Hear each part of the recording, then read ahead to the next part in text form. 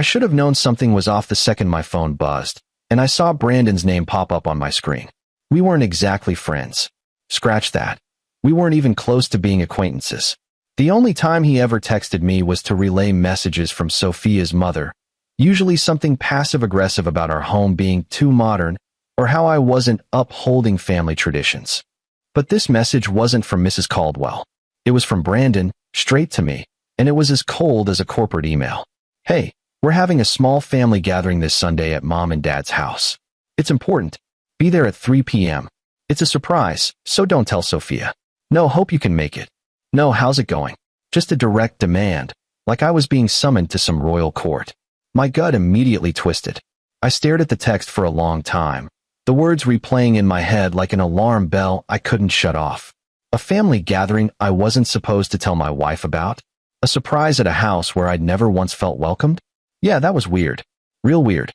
I took my phone and walked into the kitchen, where my best friend Jordan was sipping a beer at the counter. We had been watching the game, but now I wasn't in the mood. Brandon just texted me, I said, sliding my phone across the counter. Jordan picked it up, skimmed the message, and raised an eyebrow. That sounds like a trap. I exhaled sharply. Right? Why wouldn't they tell Sophia? Because it's about you, he said simply, taking another sip. You sure you want to walk into whatever this is? I wasn't sure at all. The Caldwells had never liked me, but they tolerated me because Sophia had dug in her heels and made it clear she wasn't going to marry some trust fund stockbroker from their country club. I wasn't like them. I didn't grow up attending fancy banquets or networking with CEOs at charity galas. I came from a blue-collar family, built my career from the ground up, and when I met Sophia, I loved her for her, not for her last name. But to them, I was an outsider, a distraction. I had put up with their condescension for years. The smug glances, the thinly veiled insults, the way they spoke about me in third person, even when I was standing right there. But something about this invitation felt different, like they weren't just going to disapprove of me this time, like they were about to make a move. Jordan set the bottle down with a thud. So, what's the play? I clenched my jaw. I needed to see what this was. I typed back a short response. Sure. See you then. No questions. No hesitation. Just enough to let them believe I was walking straight into whatever they had planned. Guess I'll find out, I muttered, locking my phone. Sunday arrived too fast. The whole morning, Sophia was curled up on the couch, flipping through wedding pictures on her laptop. She had a habit of doing that whenever she was feeling sentimental. You okay? I asked, leaning against the doorway. She glanced up and smiled. Yeah, just looking through old photos. It's crazy, right? We've been married 5 years already. I walked over and kissed the top of her head. She didn't know I was leaving soon. Didn't know where I was going. I wasn't about to lie to her, but I also didn't want to worry her. I forced a smile. Yeah, time flies. My stomach twisted. If only she knew what her family was up to. At exactly 2:45 p.m., I got into my car and drove to her parents' house. The Caldwell estate was a monument to wealth. A sprawling 3-story home in Silverwood Heights, the kind of place that screamed old money. Perfectly manicured lawns. A circular driveway lined with imported stone fountains. Grand iron gates that only opened with a security code. I had spent countless weekends here, always feeling like a visitor, a guest in my own marriage. I parked the car, took a breath, and stepped out. As soon as I rang the doorbell, the massive wooden doors swung open, not by a butler, but by Mrs. Caldwell herself. She was dressed like she was attending some exclusive brunch, a pearl necklace around her throat, her expression unreadable. Brandon stood behind her, arms crossed. Lena lingered in the background, pretending to be interested in something on her phone. And Mr. Caldwell? He was already seated in the grand living room, a thick folder on the coffee table in front of him. My pulse kicked up. Something was about to go down. Mrs. Caldwell gave me a thin smile. Come in, dear. I stepped inside, feeling the heavy air settle around me like a weighted blanket. This wasn't a friendly gathering. This wasn't a family meeting. This was an ambush. And I had just walked straight into it. I stepped inside, and the moment the doors closed behind me, I knew I had walked straight into something I wasn't supposed to escape from easily. The air inside the Caldwell estate was always heavy, always filled with the scent of antique wood and whatever expensive candle Mrs. Caldwell had burning to impress guests. But today, the air felt suffocating. The grand chandelier overhead cast its glow on a room filled with nothing but cold, expectant faces. Everyone was already there. Mr. Caldwell sat at the center of the living room like a judge at his podium, his fingers intertwined over the thick folder in front of him. His eyes, sharp and unrelenting, met mine the moment I entered. Mrs. Caldwell, standing next to him, wore that same practiced smile, the kind she always put on before delivering a condescending remark. Brandon was leaning against the fireplace with his arms crossed, smirking like he was enjoying the show already. Lena, Sophia's younger sister, sat on the arm of a chair, her phone in her lap, glancing at me but not making eye contact. And then there were the others, extended family members who rarely showed up unless it was something important. An uncle from out of town. A cousin who never spoke to Sophia but was suddenly present for whatever this was. A council of vultures, waiting for me to react. I stayed by the doorway, my arms relaxed but my jaw tight. I wasn't going to sit. Sitting meant submitting. Sitting meant I was playing by their rules. Take a seat, Mr. Caldwell said finally, gesturing toward the empty armchair across from him. I didn't move. I'll stand. Something flickered across his face. Annoyance? Frustration? Good. Silence stretched for a long moment, and then Mrs. Caldwell spoke, her voice sugary sweet. We appreciate you coming on such short notice, she said. I tilted my head. Do I have a choice? Her smile didn't waver, but I saw the way her fingers twitched. We assumed you'd want to cooperate. Cooperate with what? I asked, letting my gaze sweep the room. I wasn't told what this was about, just that it was important. That was when Mr. Caldwell leaned forward, fingers tapping against the folder on the coffee table.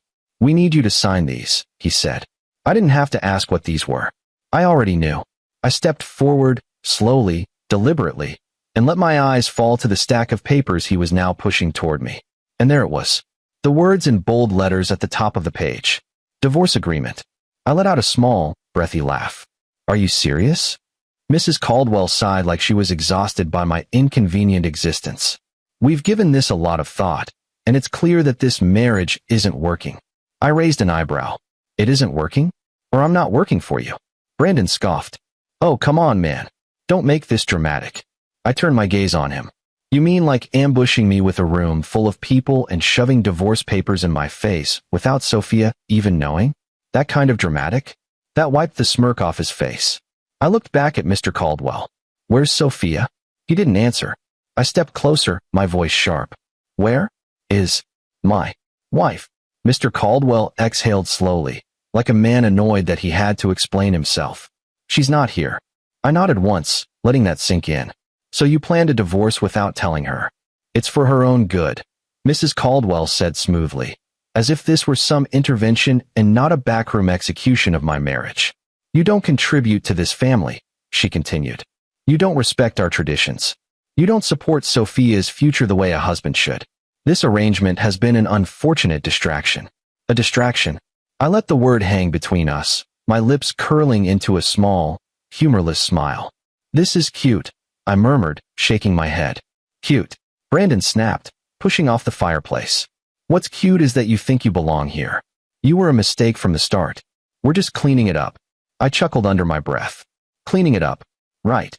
Lena shifted uncomfortably in her seat, her fingers tightening around her phone. I caught the small flicker of doubt in her eyes, the first crack in their perfect little united front. I looked back at the papers. So let me get this straight, I said, voice calm. You ambushed me, drafted up divorce papers without my wife's knowledge, and now you expect me to sign them because you said so. It's for the best, Mrs. Caldwell insisted. For who? I countered. Silence. Then, Mr. Caldwell, in his ever-so-patient tone, said, We'd prefer to do this the easy way. I tilted my head. And the hard way? His fingers drummed against the table. Let's not go there. Oh, there it was. The unspoken, or else hanging in the air. They thought they could back me into a corner. That I would break under their pressure, fold like a nobody who had just realized he was being thrown out of a world he was never supposed to enter in the first place. They thought they had power over me. They didn't know I had come prepared. That was when I smirked. I reached into my jacket pocket and pulled out my own folder. A thicker one. Heavier. I tossed it onto the coffee table, right next to their divorce papers. Actually, I said, leaning back, I have a surprise for you too. I watched the way their faces shifted. How Mrs. Caldwell's practiced smile wavered for the first time. How Mr. Caldwell's fingers stilled against the table. How Brandon, ever the smug little snake, narrowed his eyes like he suddenly wasn't sure he was still in control of this conversation. No one reached for the folder at first. It was Mr. Caldwell who finally took it, flipping open the cover with a measured breath. I watched him read the first page, and then the second, and then the color drained from his face. Mrs. Caldwell took it from him next, skimming through the pages so fast her hands started to shake. Brandon grabbed a sheet, scanned it, and his entire expression shattered. "What the hell is this?" he choked out. I smiled, slow and deliberate. "Proof." Silence crashed over the room like a tidal wave. They weren't expecting this. They thought they had all the control, that they were leading this conversation. They weren't. I had just turned their perfect little coup into a full-blown war, and they had no idea what was about to hit them. Mr. Caldwell clenched his jaw so hard I thought his teeth might crack. His voice was quiet, but laced with fury. "You have no idea what you've done." I leaned forward, my smirk deepening. "Oh," I murmured. "I think I do." The silence in the room was deafening. It was the kind of silence that doesn't just fall. It crashes, shatters, and leaves everyone scrambling to pick up the pieces. Mr. Caldwell stared at the documents in front of him, his hands gripping the pages so tightly that I half expected them to rip. Mrs. Caldwell sat frozen beside him, her usual composed demeanor crumbling as her eyes darted over the text. Brandon, always the first to open his mouth, was completely still, his face drained of color. Lena, ever the quiet observer, clutched her phone like it was the only thing grounding her to reality. I crossed my arms and leaned against the back of the armchair they had so graciously offered me earlier. No snide remarks now. I mused, watching them struggle to process what they were looking at. No smug smiles. No veiled insults about how I'm beneath your family. No one answered. Perfect. Mr. Caldwell was the first to snap out of it, his jaw tightening as he slowly set the folder down on the coffee table, like it might explode if he moved too fast. "Where did you get these?" His voice was measured, but I could hear the underlying panic. I tilted my head. "The same way you got my divorce papers drafted without Sophia's knowledge, I imagine. A few well-placed connections, some thorough digging, and the truth just falls into your lap." I smirked. "The difference is, I actually have something worth showing." Mrs. Caldwell's hands trembled as she flipped through another page. "This is," her breath hitched. "This is ridiculous." "Oh." I raised an eyebrow. "Then why are you shaking?" Brandon finally found his voice, though it was weaker than usual. "This is fake." He spat, though the way he refused to look at me said otherwise. "You think you can just waltz in here and accuse our family of this nonsense? You have nothing." I exhaled a soft chuckle and walked over to the coffee table, tapping the folder with my finger. "That right there," I said, my voice smooth. "That's bank records, email chains, proof of your parents' financial manipulation. The distraction you claimed I was? That was just your cover while you drained Sophia's accounts to patch up your little business failures." Brandon's nostrils flared. "That's a damn lie." I shrugged. "Is it?" I reached into my pocket, pulling out a USB drive, and casually tossed it onto the table next to the folder. "If you'd prefer, I can pull up the audio recordings instead. There's nothing quite like hearing someone admit to their crimes in their own voice, don't you think?" Mrs. Caldwell's breath audibly caught in her throat. Brandon lunged for the folder, but Mr. Caldwell snatched it away before he could so much as touch it. His fingers curled around the edges like he was physically holding his family together. "Enough," he growled. I leaned in slightly. "Oh, I don't think we're anywhere near enough." His glare was sharp enough to cut glass, but I wasn't intimidated. Not anymore. Not when I knew exactly how much power I held at this moment. Mrs. Caldwell looked at me, her expression suddenly pleading. "Matthew, let's be reasonable." "Reasonable?" I laughed, shaking my head. "You all lured me here under false pretenses, shoved divorce papers at me like I was some employee you were firing, and now that you realize you don't have the upper hand, you want to be reasonable." I gestured to the USB drive. "You were willing to go behind Sophia's back to get rid of me, but the second I fight back, you want to negotiate." Brandon clenched his fists. "You have no right to do this." I scoffed. "Oh, I have every right. See, you made a crucial mistake. You thought I was just some clueless idiot who would roll over and take it. You thought you had all the leverage.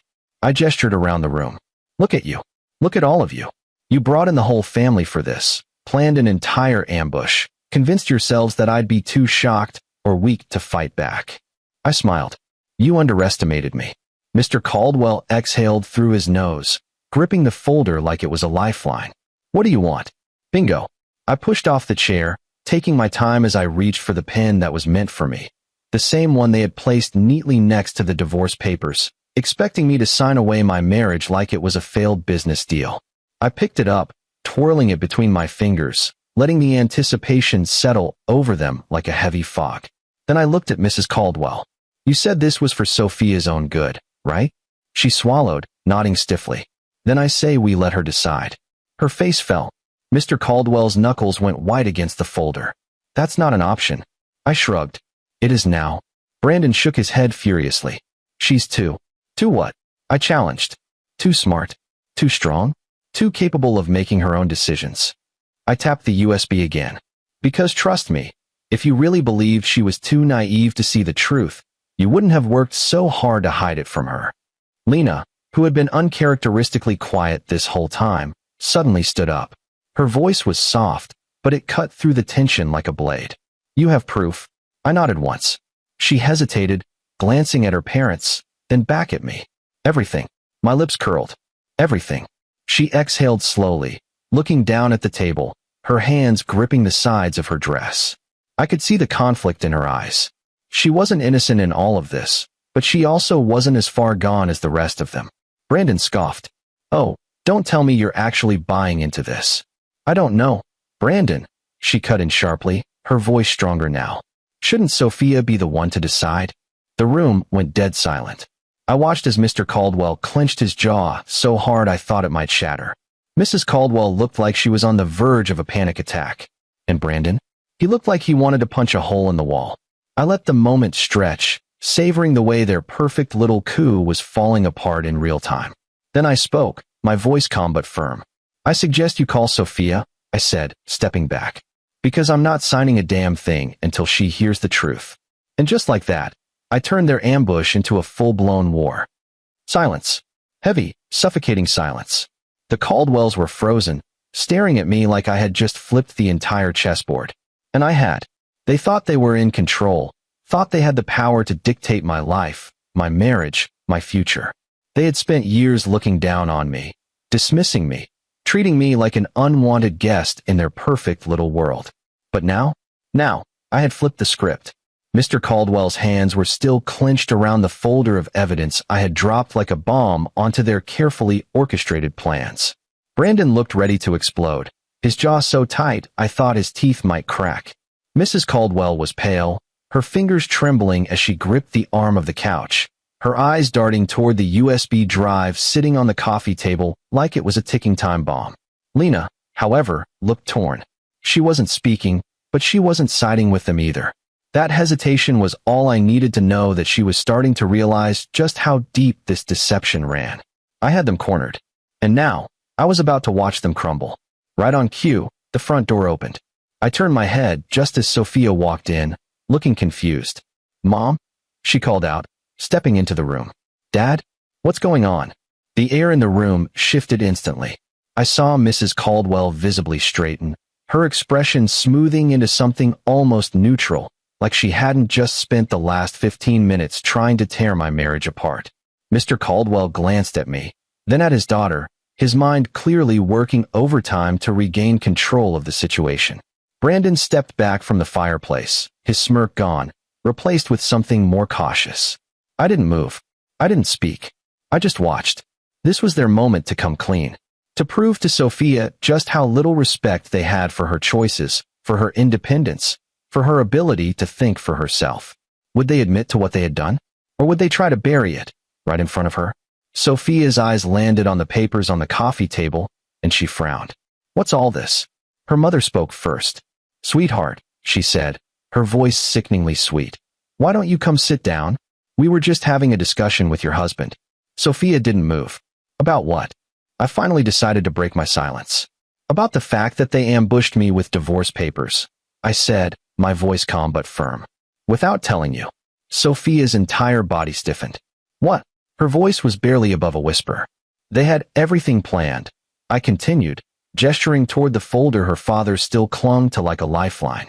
They brought in the whole family, made sure I was alone, and then handed me this. I reached down, grabbing the stack of divorce papers they had shoved at me when I walked in. I held them up for her to see. Because apparently, I'm not fit for this family. Sophia's eyes darted to her parents, her expression shifting from confusion to something else. Something dangerous. Mom. Her voice was sharper now. Her mother sighed, feigning exhaustion, like I was being unreasonable. Like I was causing a scene instead of simply exposing what they had done.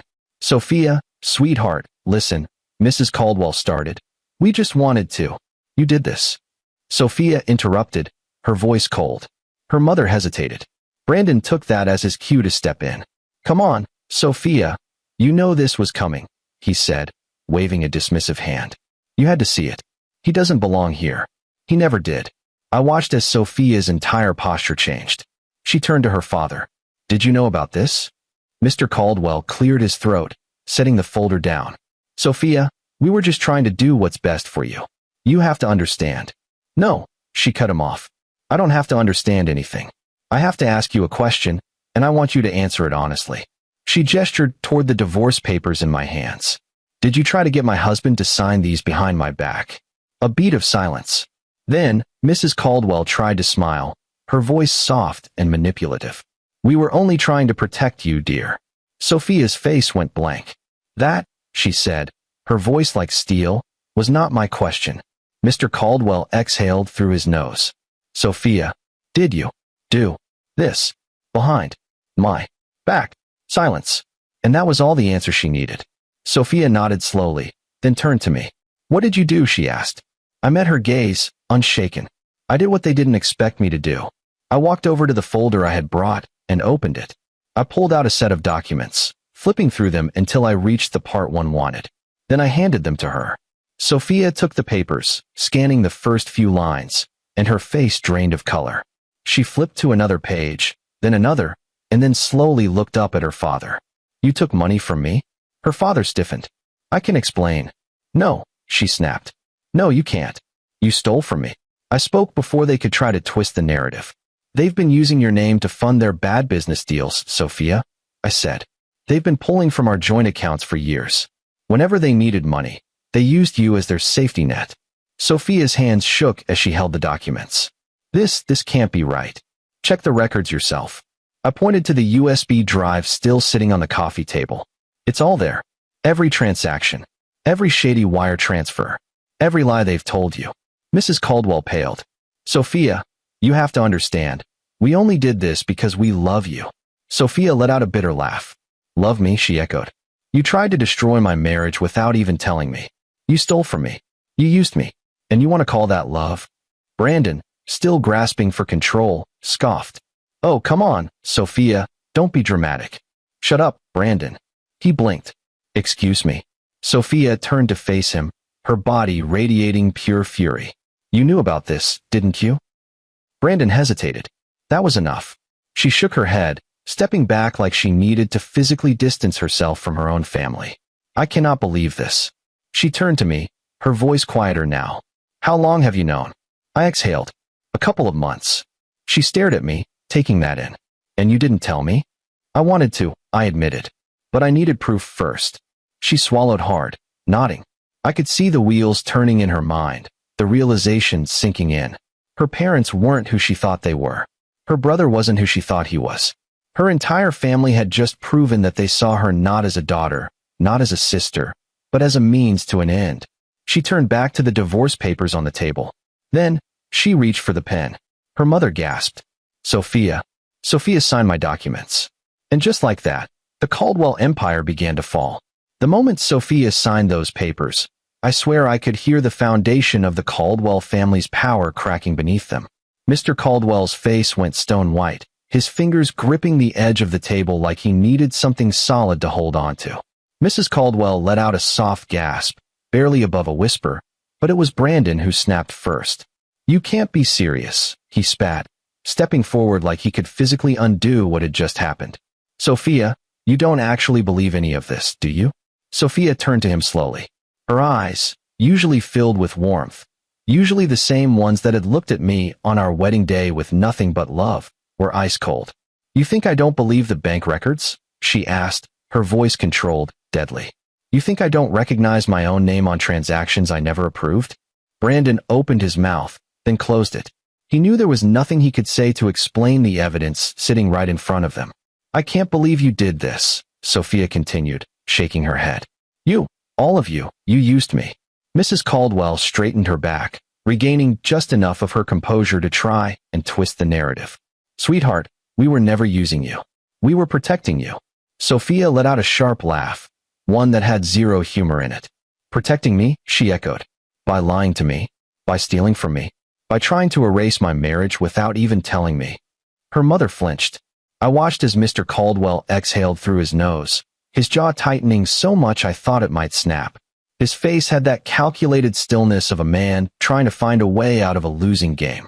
That's when he made a mistake. Instead of apologizing, instead of taking any accountability, he looked directly at me. You planned this, didn't you? He said, his voice low and accusing. You played the victim, but the whole time, you were setting this up. I didn't even blink. I wasn't the one draining my daughter's accounts behind her back. His nostrils flared. You're a snake. I leaned forward slightly. And you're a fraud. The room tensed, the unspoken war between us now fully out in the open. Mr. Caldwell wasn't used to losing. He wasn't used to being exposed. For years, he had been untouchable, hiding his financial disasters behind his prestigious name and the illusion of control. But the moment I threw their secrets onto the table, that illusion shattered. And he hated it. Sophia broke the tension first, turning to her father with a look that made it painfully clear she was seeing him for the first time. Really seeing him. I trusted you, she said, her voice raw. You made me believe I could count on my family, that you had my best interests at heart. Her father opened his mouth, but she cut him off. You knew, she continued, her voice rising. You knew exactly what you were doing, and you thought I was too blind to see it. You thought I'd never find out. Lena, who had been silent this whole time, finally spoke up. I didn't know, she whispered. The words were small, but they carried weight. Mrs. Caldwell turned to her sharply. Lena. I didn't, Lena insisted, looking between them all. I thought you were just, I don't know, moving money around. I didn't know you were stealing. Mr. Caldwell clenched his jaw. It wasn't stealing. Lena scoffed, her voice unsteady. Then what would you call it? Silence. I took in the fractured state of their family, watching as the cracks in their armor spread faster than they could cover them. Then, Brandon snapped. This is ridiculous, he muttered, shaking his head. You're really going to throw away everything for him? His eyes locked onto Sophia with pure resentment, like this was somehow all my fault instead of their own. Sophia didn't even hesitate. I'm throwing away nothing, she said, voice steady. I'm taking back everything you try to take from me. Brandon let out a harsh laugh, turning back toward their father like he was expecting backup, but Mr. Caldwell wasn't looking at him. He was staring at the divorce papers on the table. His hands twitched. His breathing was controlled, but I could see the tension in his shoulders, the way his fingers curled against his palm. He was realizing it now. He had lost. For years, he had treated Sophia like a pawn, controlling every major decision in her life under the guise of family duty. He thought she would always fall in line, always defer to their authority. But now, she had made a choice. And it wasn't them. Dad, Brandon said, stepping forward slightly. Say something. Mr. Caldwell didn't answer. I could feel the anger building inside him, but not the kind that explodes. Not yet. No, he was calculating. He was waiting, trying to find a way to regain control. So I made sure he knew there was no way out. You know what happens next, don't you? I asked, watching him carefully. His eyes flickered toward me, cautious. I gestured toward the USB drive still sitting on the table. Everything in that folder? It's already backed up. And a copy? That's already in my lawyer's hands. Brandon's head snapped toward me. You wouldn't. I just smiled. I would. The silence that followed was thick, choking, like the last dying breath of a kingdom before it crumbles. I let the weight of it settle over them. Let them feel, for the first time, what true powerlessness felt like. Then I straightened, picking up the divorce papers from the table, flipping through the signed pages. Thank you, Sophia, I said, slipping them into my folder. Now we're done here. I turned toward the door, but Sophia's voice stopped me. Not yet. I turned back. She was staring at her father, her gaze unwavering. I want you to look at me, she said quietly. Mr. Caldwell finally lifted his head. You built your life around control, Sophia said. You told yourself that if you dictated everything, you'd never lose. But guess what? She gestured to the empty space between them, to the family she no longer belonged to. You just lost everything. Mr. Caldwell's hands curled into fists. Mrs. Caldwell was crying silently. Brandon stood rigid, his jaw clenched so hard it looked painful. Lena? Lena just looked sad. Sophia let out a slow, controlled breath, then reached for the USB drive. I'll let the authorities handle the rest, she said simply. Then she turned to me. Let's go. And just like that, we walked out the door, leaving behind the wreckage of the Caldwell dynasty. As we stepped outside the Caldwell estate, I could still feel the weight of everything I had left behind in that suffocating room. The silence, the shattered illusions, the look on Mr. Caldwell's face when he realized he had lost everything. But it wasn't over. Not yet.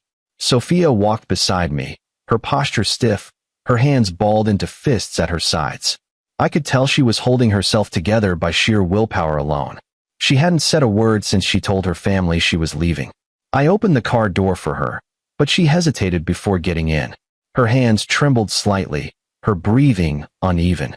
I reached out, gently placing a hand on her arm. Sophia. She turned her head to look at me, and for the first time since she had read the evidence, I saw it, the anger simmering beneath the surface, rage held back by sheer control. I need a minute, she whispered.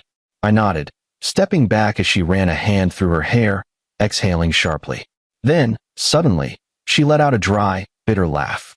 My own family, she muttered, shaking her head. They thought they could just push you out of my life. Like I was some child they could manipulate. I leaned against the car, letting her get it out. Did they ever even love me? She asked suddenly, her voice raw. Or was I just their investment? I didn't answer right away, because honestly, I didn't know. And I wasn't going to lie to her, not now. I think they convinced themselves that controlling you was love, I said finally. But real love? No. Real love isn't conditional. It isn't about power. It isn't about keeping you in a golden cage.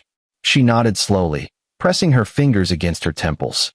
Then, the front door of the estate slammed open behind us. We both turned just in time to see Brandon storming down the steps, his face twisted in fury. Sophia, he barked. You can't just walk away from us. I stepped in front of her instinctively, but she was already moving past me, her own anger boiling over. You still don't get it, do you? She snapped, turning to face her brother. I'm not walking away. I'm leaving, and I'm never coming back. Brandon scoffed. You think you can just cut off your family? What are you going to do, Sophia? Be a nobody with him? He jerked his chin toward me, his words dripping with contempt. I felt my fists clench, but Sophia spoke before I could. You don't get to talk about him like that, she said, her voice sharp as a blade. You don't get to act like you're better than him, not when you've spent your whole life hiding behind Dad's money, scamming your way out of responsibility.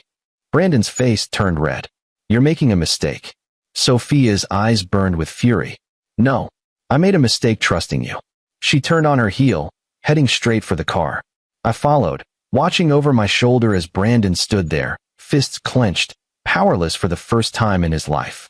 I slid into the driver's seat, started the engine, and pulled away from the estate without looking back. Sophia didn't say anything for a long time. She just stared out the window, breathing hard. Then, finally, she whispered, "What do we do now?" I reached over, taking her hand in mine. "We rebuild," I said simply. Without them. And just like that, the Caldwell dynasty was dead. Leaving the Caldwell estate was supposed to feel like freedom, like breaking free from chains that had been tightening around both of us for years.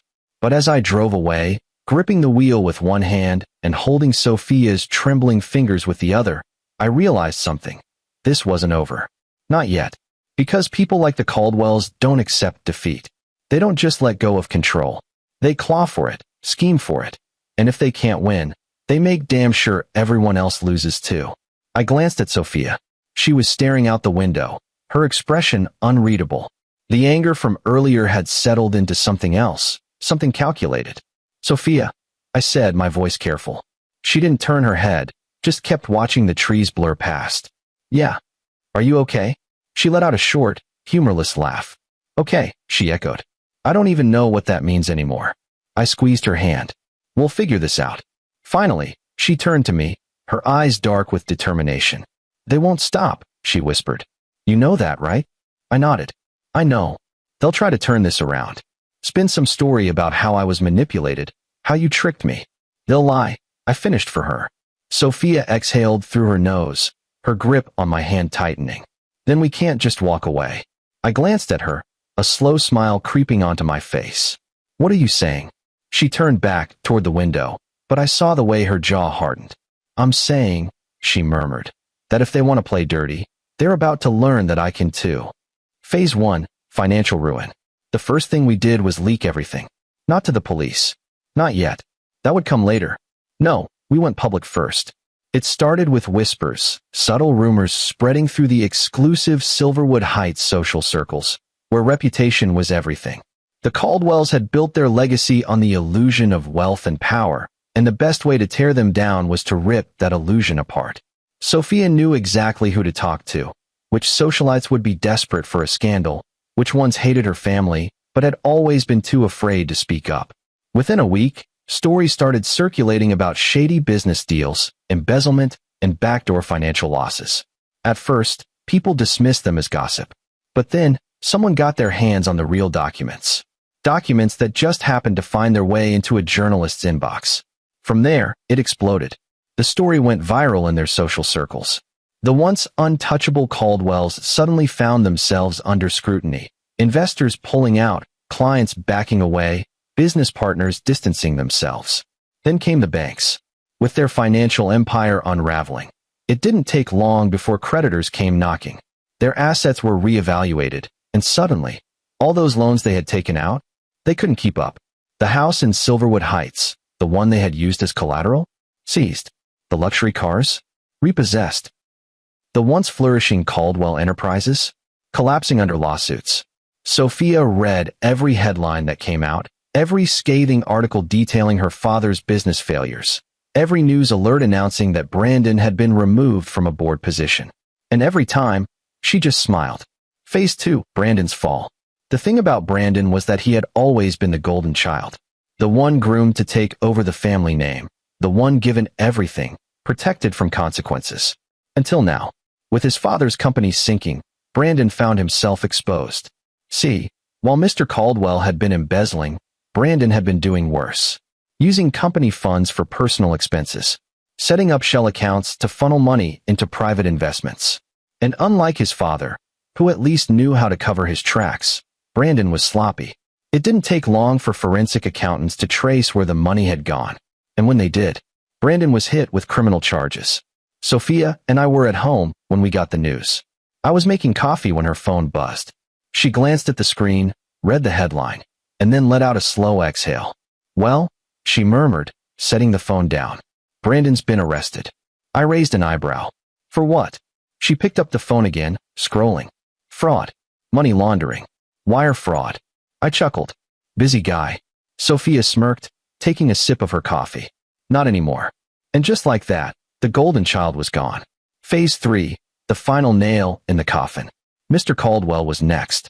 The moment Brandon was arrested, authorities turned their eyes to him. The forensic audit on his company uncovered years of financial fraud, shady dealings, and unpaid debts. Lawsuits piled up, and one by one, his former allies, business partners, investors, even friends, turned their backs on him. Nobody wanted to be associated with a sinking ship. And soon, Mr. Caldwell was facing a fate even worse than prison. Irrelevance. See, men like him don't fear losing money. They know how to rebuild. What they fear, what truly terrifies them, is losing status, losing control. Mr. Caldwell went from powerful businessman to outcast in less than 6 months. Nobody returned his calls. Nobody invited him to exclusive events. Nobody wanted anything to do with a disgraced man with no money, no business, and no influence. And that was worse than any prison sentence. Sophia and I finalized our divorce shortly after. Not because we didn't love each other, but because we wanted nothing tying us legally to her family. We sat in the lawyer's office, signing the final documents, and when it was over, Sophia smiled. A fresh start, she said. I reached across the table, squeezing her hand. We did it. And we had. We weren't running anymore. We weren't trapped under the Caldwell name, under their control. We were free. A few months later, Sophia and I were sitting at a quiet cafe, watching the world move on. Sophia scrolled through her phone, her lips twitching upward. Mom's living in a 2-bedroom rental now, she murmured. I chuckled. I bet she still acts like she owns the country club. She does, Sophia said dryly, shaking her head. But nobody invites her anymore. I smirked. And your dad? She turned her phone toward me. It was a picture of Mr. Caldwell, standing outside a law firm, looking older, defeated. He tried to apply for a job, she said. Didn't get it. I let out a low whistle.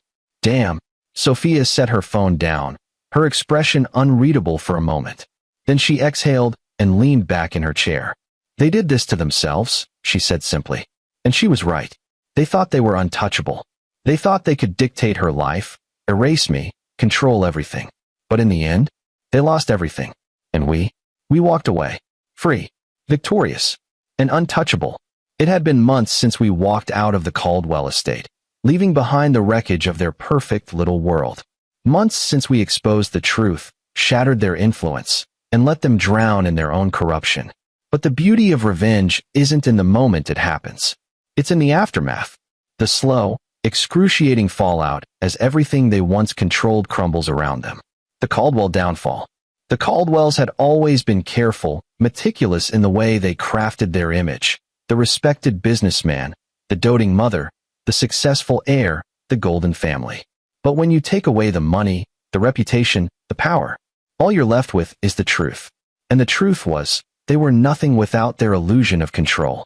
Brandon's arrest had been the first domino to fall, exposing his fraudulent accounts, his embezzlement schemes, and his reckless financial decisions that had been propped up by his father's name.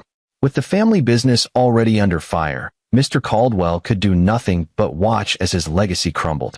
Bankruptcy filings, lawsuits, creditors seizing assets, their lavish estate, gone, their country club memberships, revoked, their private accounts, once filled with generational wealth, frozen under investigation. Mr. Caldwell's business partners, the same ones who used to praise him at every gala, shake his hand at every fundraiser, call him a visionary, suddenly didn't know him anymore. He was toxic now, a failure, a disgrace. And people like him, they don't survive disgrace. Mrs. Caldwell, she had been the face of high society, the woman who dictated which families mattered and which ones didn't. But now, she was nothing but a scandal. Once the queen of Silverwood Heights, she had been blacklisted from the very social circles she used to command. Invitations stopped coming. People stopped returning her calls. The same women she used to sip champagne with at luncheons were now whispering behind her back, relishing in her downfall the way she once relished in the suffering of others. And Brandon? He was in prison, facing years behind bars for financial fraud, wire fraud, and embezzlement. The golden son, the heir, the one who was supposed to carry on the family name, now he was just another criminal in an orange jumpsuit. And when it came time for his sentencing, Sophia and I sat in the back of the courtroom, watching as he was led away in handcuffs. He turned once, locking eyes with Sophia. His stare was filled with hate, with resentment, with the fury of a man who had spent his entire life believing he was untouchable, only to realize that the world didn't work that way. Sophia? She didn't flinch. She just smiled. The divorce and the new beginning. After everything, the last step was our divorce. Not because we didn't love each other, but because we needed a clean break. I remember the day we signed the final papers, sitting in the lawyer's office. Sophia glanced at me, her fingers running over the crisp pages of her freedom.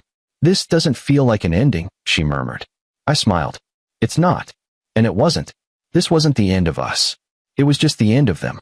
The end of their influence. Their control. Their ability to manipulate and destroy. Sophia had spent her entire life under the Caldwell name. A name that had once meant power and status, but now meant fraud and disgrace. By signing that paper, she wasn't losing anything. She was choosing herself. We walked out of that office lighter, unburdened. For the first time in years, we were free. The final act of revenge. You'd think that would be the end of it. That we'd walk away, Let them rot in the ruins of their own making. But there was one last piece to play. Because while their money was gone, their reputation shattered, and their golden son locked behind bars, they still had one thing left to lose. Their dignity. So we made sure they lost that, too. Sophia's last move was simple but brilliant. She told her story. She didn't hold a press conference. She didn't seek out TV interviews or some grand spectacle. She simply sat down, wrote a detailed letter, and sent it to every major publication in the city. It was raw, honest, damning. She told the world about her parents' betrayal, the way they tried to control her, steal from her, manipulate her into believing she was nothing more than an asset to be used. She wrote about Brandon's fraud, about the night they ambushed me with divorce papers, about how they tried to erase me like I had been nothing but a temporary inconvenience. She told the truth, and the world listened. The article went viral, spreading like wildfire. People who had once admired the Caldwells, who had envied their wealth and prestige, suddenly saw them for what they truly were: liars, manipulators, criminals. And that was the final nail in the coffin. Because now, it wasn't just their money that was gone. It wasn't just their business, their social standing, their family name. It was their legacy. The Caldwell name? It wasn't one of power anymore. It was one of ruin. And when the dust settled, when all was said and done, and we were finally standing in the ashes of their empire, Sophia turned to me one night, sitting on our new apartment balcony, and let out a slow breath. "We did it," she whispered. I reached for her hand, lacing my fingers through hers. We did. And as we sat there, the cool night breeze running over our skin, watching the city lights flicker in the distance, I realized something. This wasn't just revenge. This wasn't just about getting back at them, making them pay, ensuring they felt the weight of every wrong they had done. This was about freedom. Because for the first time in forever, Sophia wasn't looking over her shoulder. She wasn't trapped in a life dictated by someone else's rules. She was free. And me? I was right there with her. Untouchable. Victorious. And finally free. My fiancé texted, "Wedding's still on, but I'm spending the last few nights before with my ex-boyfriend for closure." I replied, "Do what you need to do." Then I called the venue and canceled everything. She found out at her bachelorette party when the venue called her about the cancellation, and then Wednesday afternoon hit me like a freight train carrying nothing but disappointment and lukewarm coffee. I was sitting at my desk in downtown Chicago, contemplating whether the fluorescent lights above me were specifically designed to suck the soul out of corporate drones like myself, when my phone decided to detonate my entire existence. I'd just wrapped up 3 back-to-back client meetings that felt like medieval torture sessions disguised as strategic planning discussions, and honestly, I was already questioning my life choices before my phone even buzzed. The notification popped up from Brooke Patterson, my fiancée, my supposed ride or die, the woman I was planning to legally bind myself to in exactly 3 days. 3 days. I was expecting the usual sweet nonsense she'd been bombarding me with for weeks. You know, the typical bride-to-be chaos. Did you confirm the flowers? Or my mom wants to move table 6 closer to the band? Or do you think ivory napkins clash with champagne tablecloths? The kind of questions that made me wonder if wedding planning was actually a form of advanced psychological warfare designed to break strong men. Instead, I got this absolute masterpiece of human audacity. Wedding's still on, but I'm spending the last few nights before with my ex-boyfriend for closure.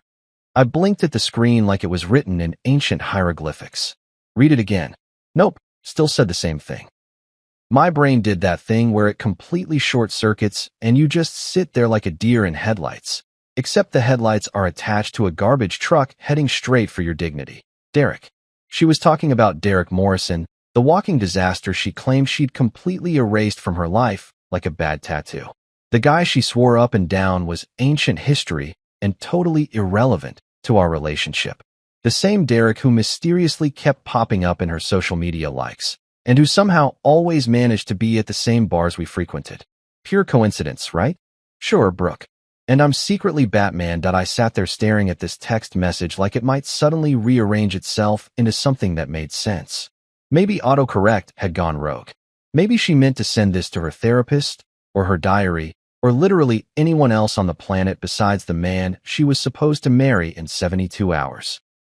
But no, This was definitely meant for me, because apparently I'd been dating someone who thought closure with an ex was a totally normal pre-wedding activity.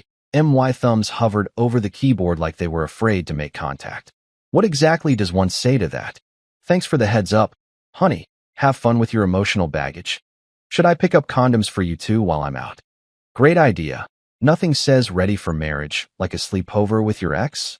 Instead, my apparently masochistic fingers typed out, "Do what you need to do." I hit send and immediately wanted to throw my phone into the Chicago River. What the hell was wrong with me?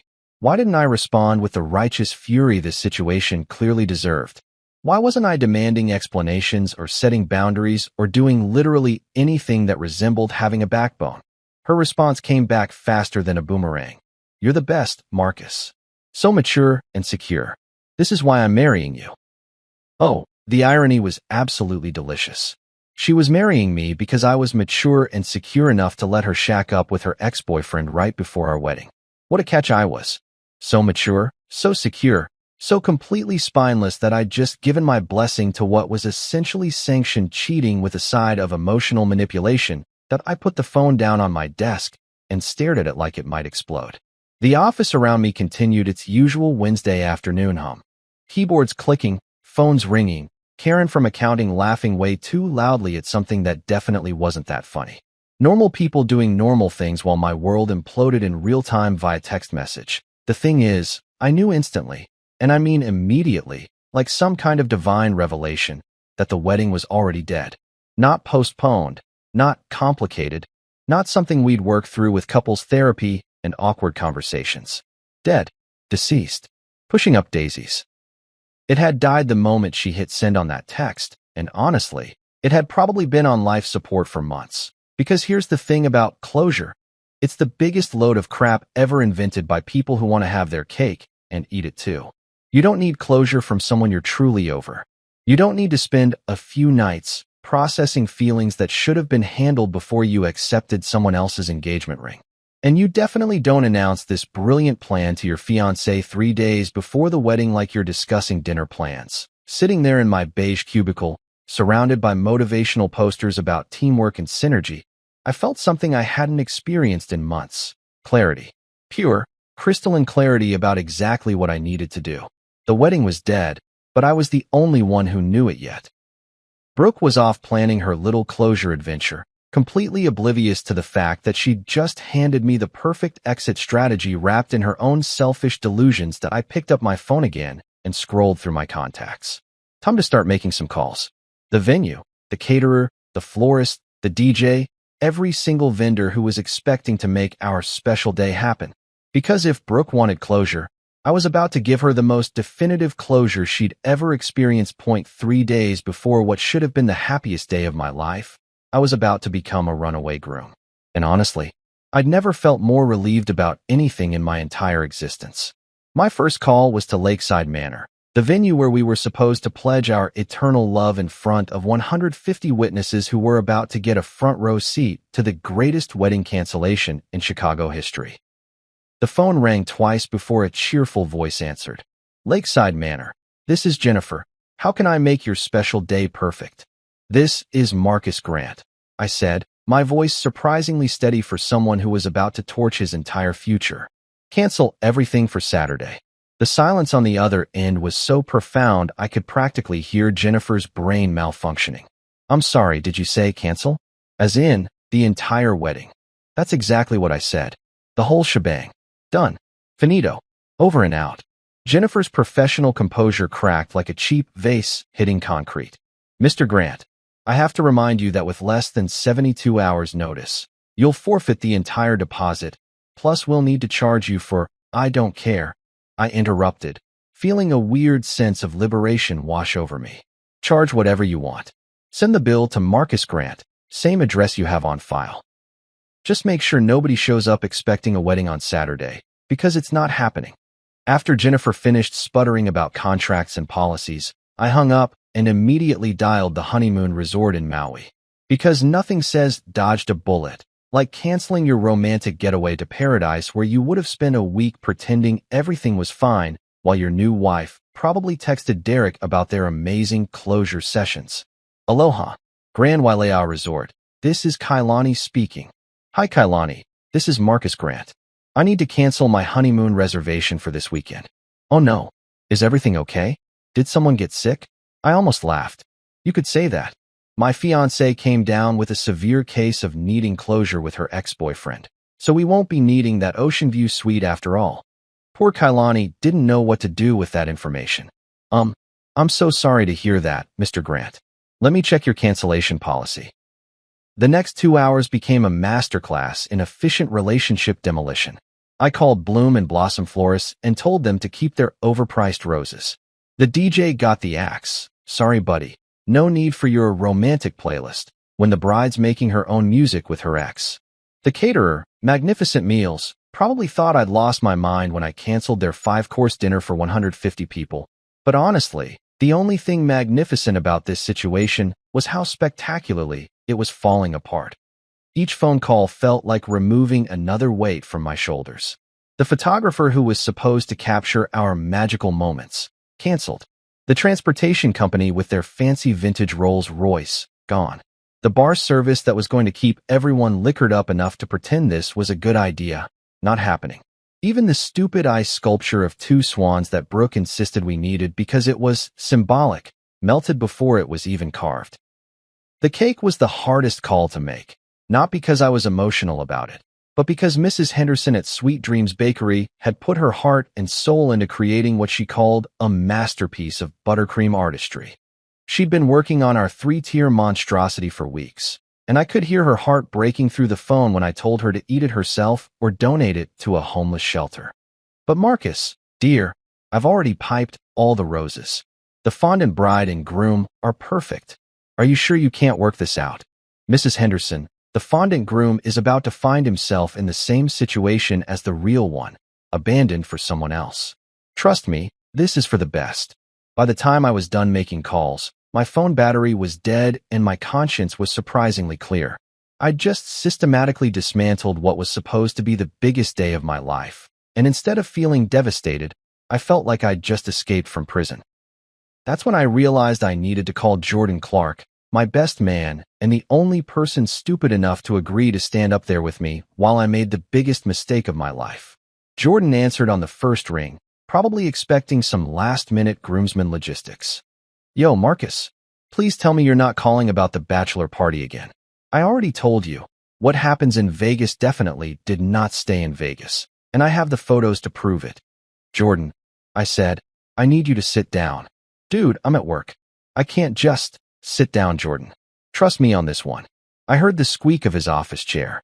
Okay, I'm sitting. You're starting to freak me out, man. What's going on?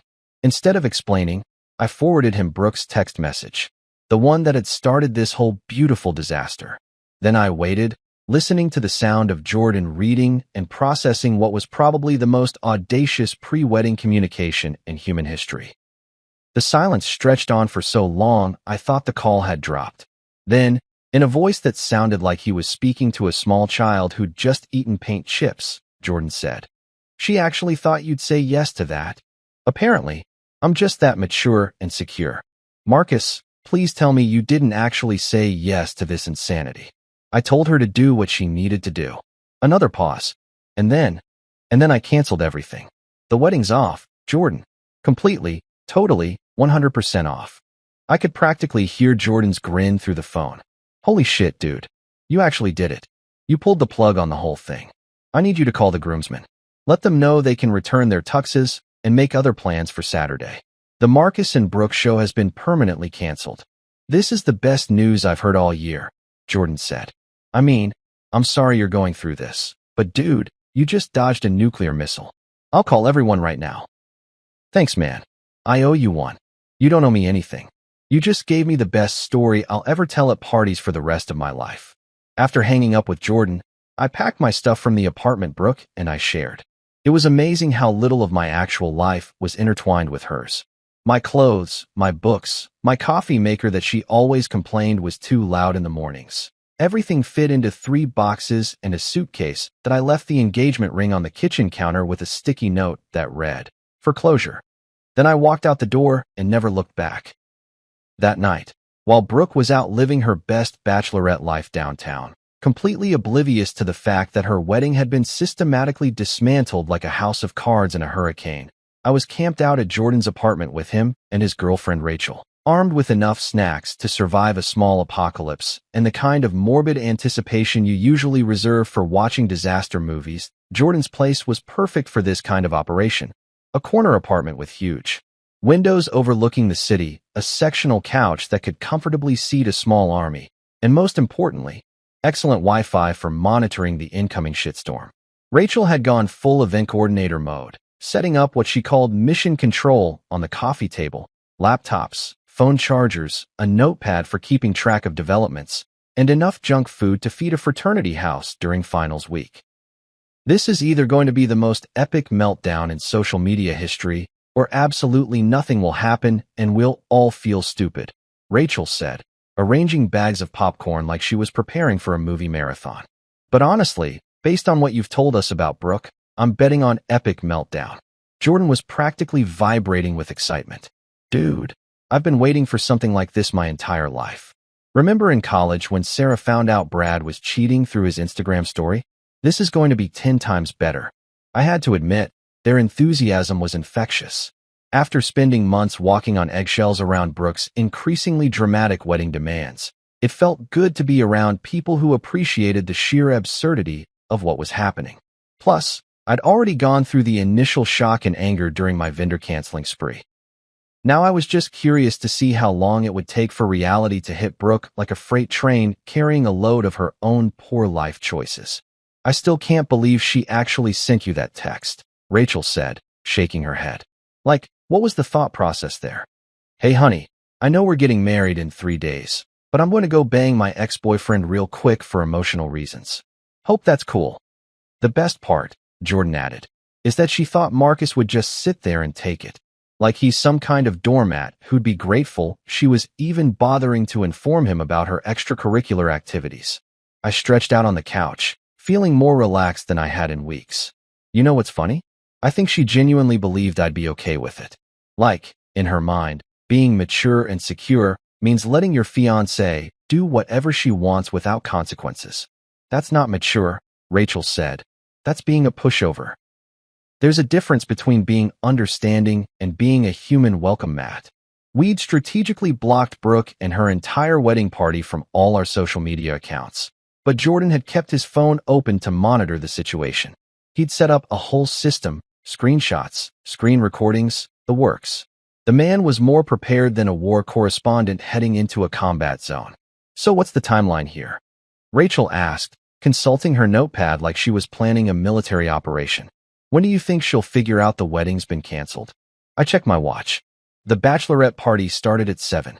Knowing Brooke, they'll spend the first few hours taking photos for Instagram, drinking overpriced cocktails, and talking about how blessed she is.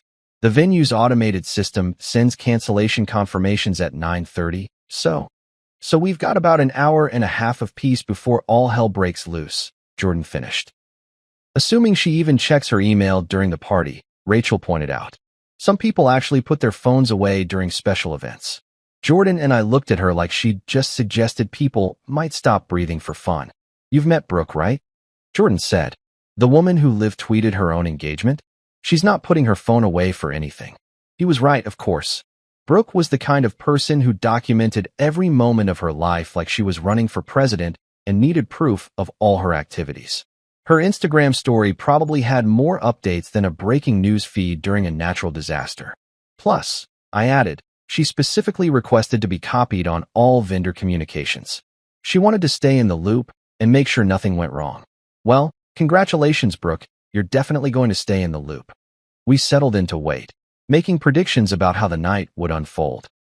Rachel thought Brooke would call me first, probably screaming. Jordan was betting on a complete social media meltdown with angry posts and dramatic proclamations.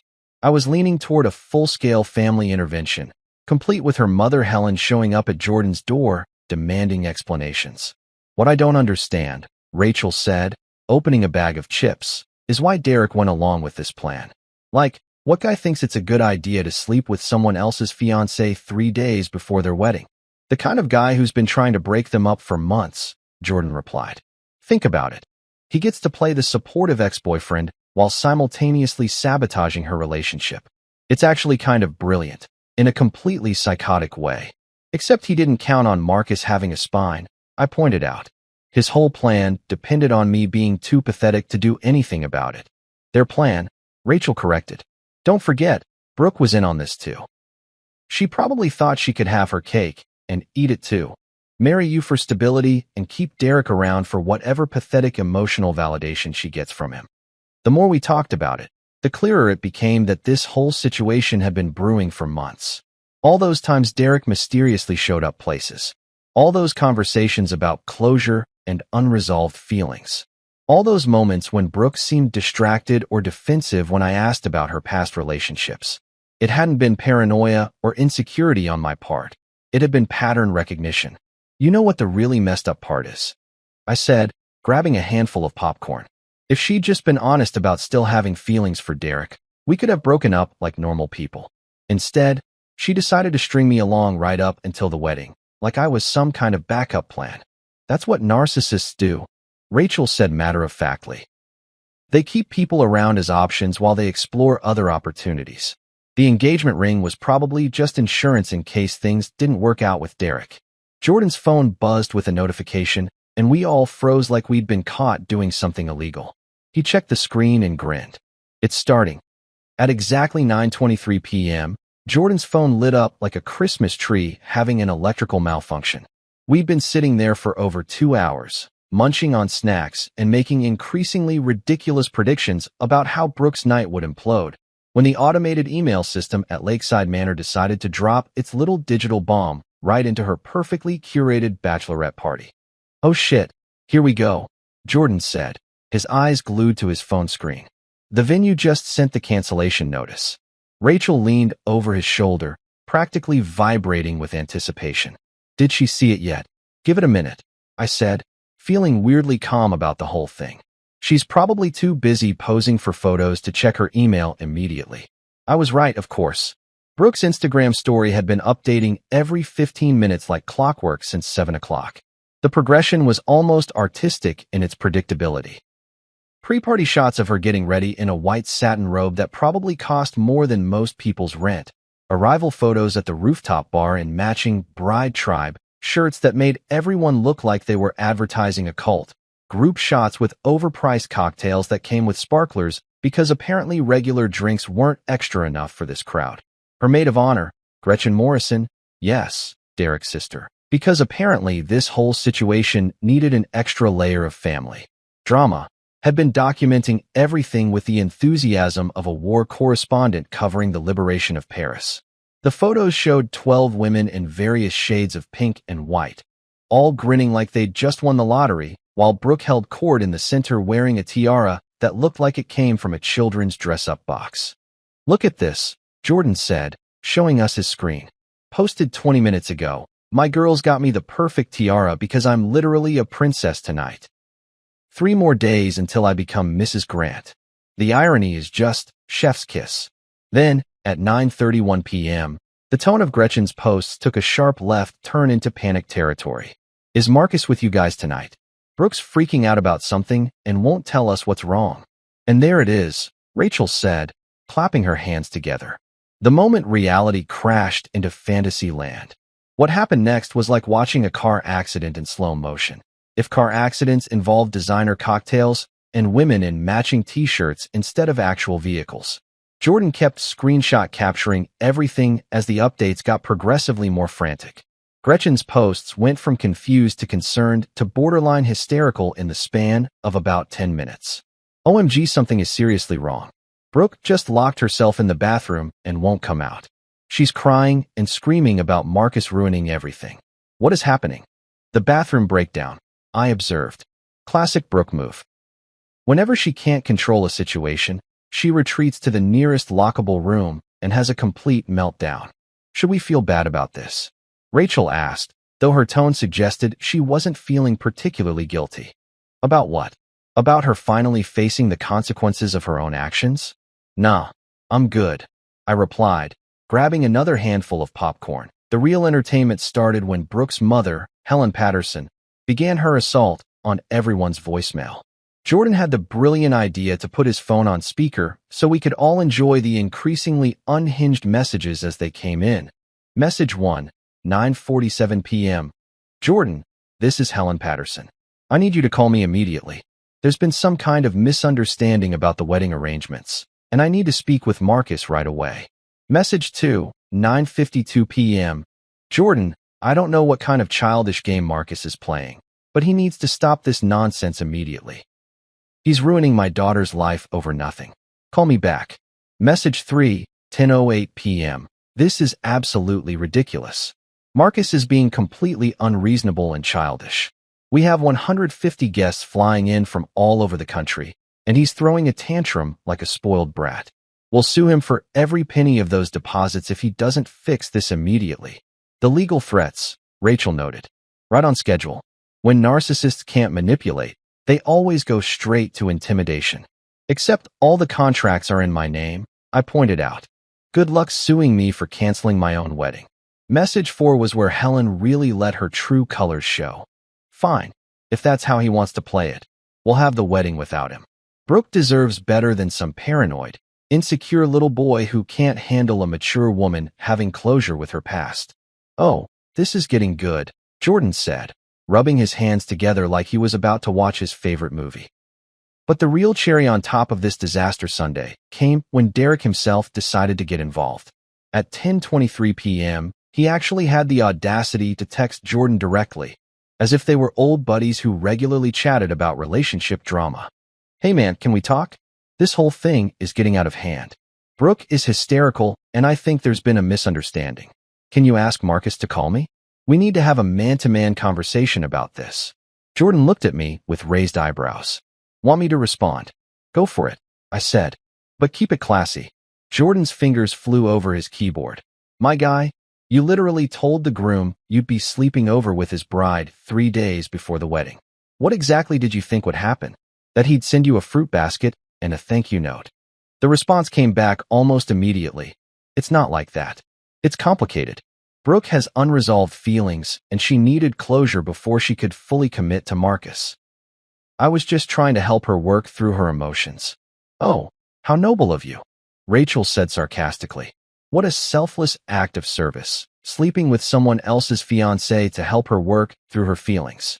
Jordan typed back, Dude, if you're going to home wreck, at least own it. Don't insult everyone's intelligence by pretending you're doing it out of the goodness of your heart. Meanwhile, the Instagram updates from the bachelorette party had completely stopped. The last post was from 9:19 p.m., a group shot of everyone toasting with champagne, captioned, To new beginnings and happily ever after.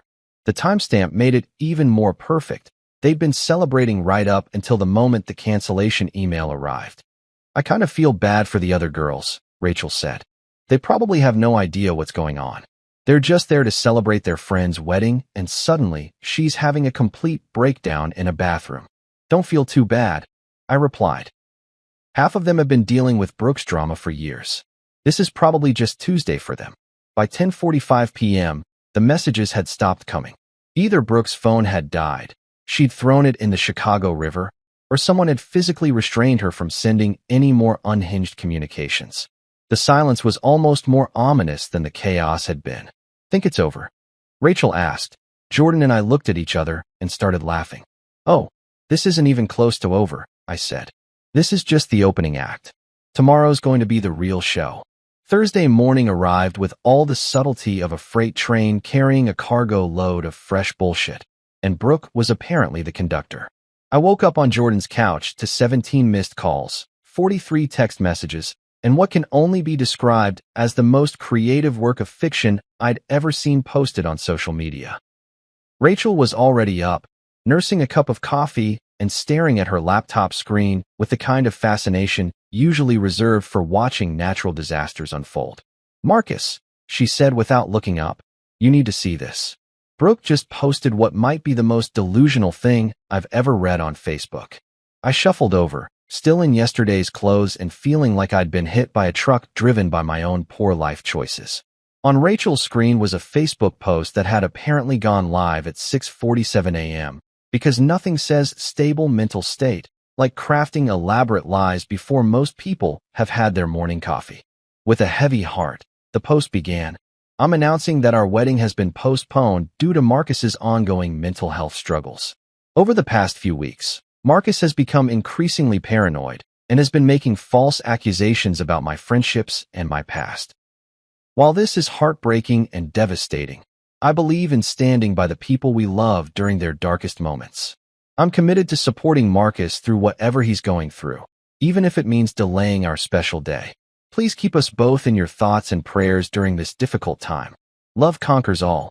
Hashtag stand by your man. Hashtag mental health matters. Hashtag love wins. I stared at the screen for a full 30 seconds, my brain trying to process the sheer audacity of what I was reading. She's actually claiming I'm mentally ill because I didn't want her sleeping with her ex-boyfriend before our wedding? It gets better, Jordan said, appearing from the kitchen with his own coffee. Look at the comments. She's got a whole support network going of people who apparently think you're a controlling psychopath. Sure enough, the post already had 47 likes and 23 comments, mostly from people I'd never met offering their thoughts and prayers and praising Brooke for being such a strong, supportive woman during my apparent psychological breakdown. Her Aunt Diane had commented, "You're an angel for standing by him, sweetie. Some men just can't handle strong women." Her college roommate added, "Mental health is so important. You're doing the right thing by getting him help." "This is incredible," Rachel said, scrolling through the responses. "She's actually convinced people that you canceled your own wedding because you're having a nervous breakdown, not because she told you she was going to cheat on you." "The best defense is a good offense," I said, feeling a familiar rage building in my chest. Can't be the villain if you paint yourself as the victim first. But here's the thing about the internet in 2025, screenshots are forever, and the truth has a way of surfacing faster than a dead fish in a shallow pond. I pulled out my phone and opened Facebook for the first time in months, because sometimes you have to fight fire with fire, and Brooke had just brought a flamethrower to what should have been a civil conversation. My post was simple, direct, and included all the receipts. No paranoia, no breakdown, no false accusations, just facts. My fiancée informed me via text that she would be spending her last 2 nights before our wedding with her ex-boyfriend for closure. I canceled our wedding. That's it. That's the whole story. Then I attached a screenshot of Brooke's original text message, timestamp and all, followed by another screenshot of her response calling me mature and secure for agreeing to let her bang Derek Morrison before we exchanged vows. That I hit post and sat back to watch democracy in action. The response was immediate and absolutely beautiful. Within 5 minutes, my post had more likes than Brooke's, and the comments were rolling in faster than I could read them. "Brooke told you what?" From my cousin Sarah. "Holy shit, dude.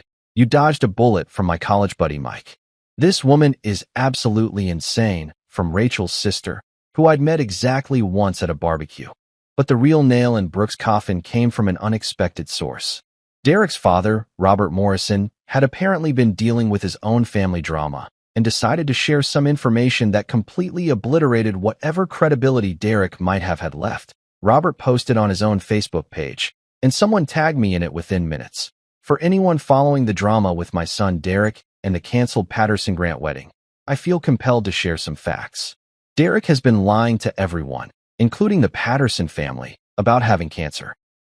The medical emergency that supposedly brought him and Brooke back together? Complete fabrication. He's been using this lie to manipulate people for months.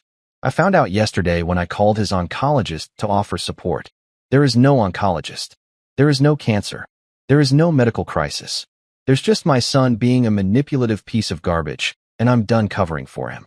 The post included photos from a golf tournament Derek had played in the weekend before, looking perfectly healthy and celebrating his hole-in-one with a beer that definitely wasn't prescribed by any cancer doctor.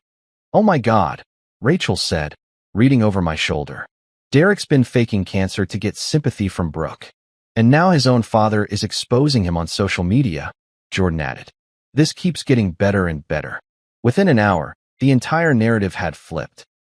Brooke's post was being shared and mocked across multiple friend groups, with people commenting things like, "Did you really think nobody would fact-check this?" and "Girl, the screenshots don't lie." Someone had even created a side-by-side comparison of her post and my screenshots with the caption, "When keeping it real goes wrong." The best part was watching Brooke try to control the damage in real time. She started deleting comments that didn't support her narrative, then deleted the entire post when the negative responses outnumbered the supportive ones.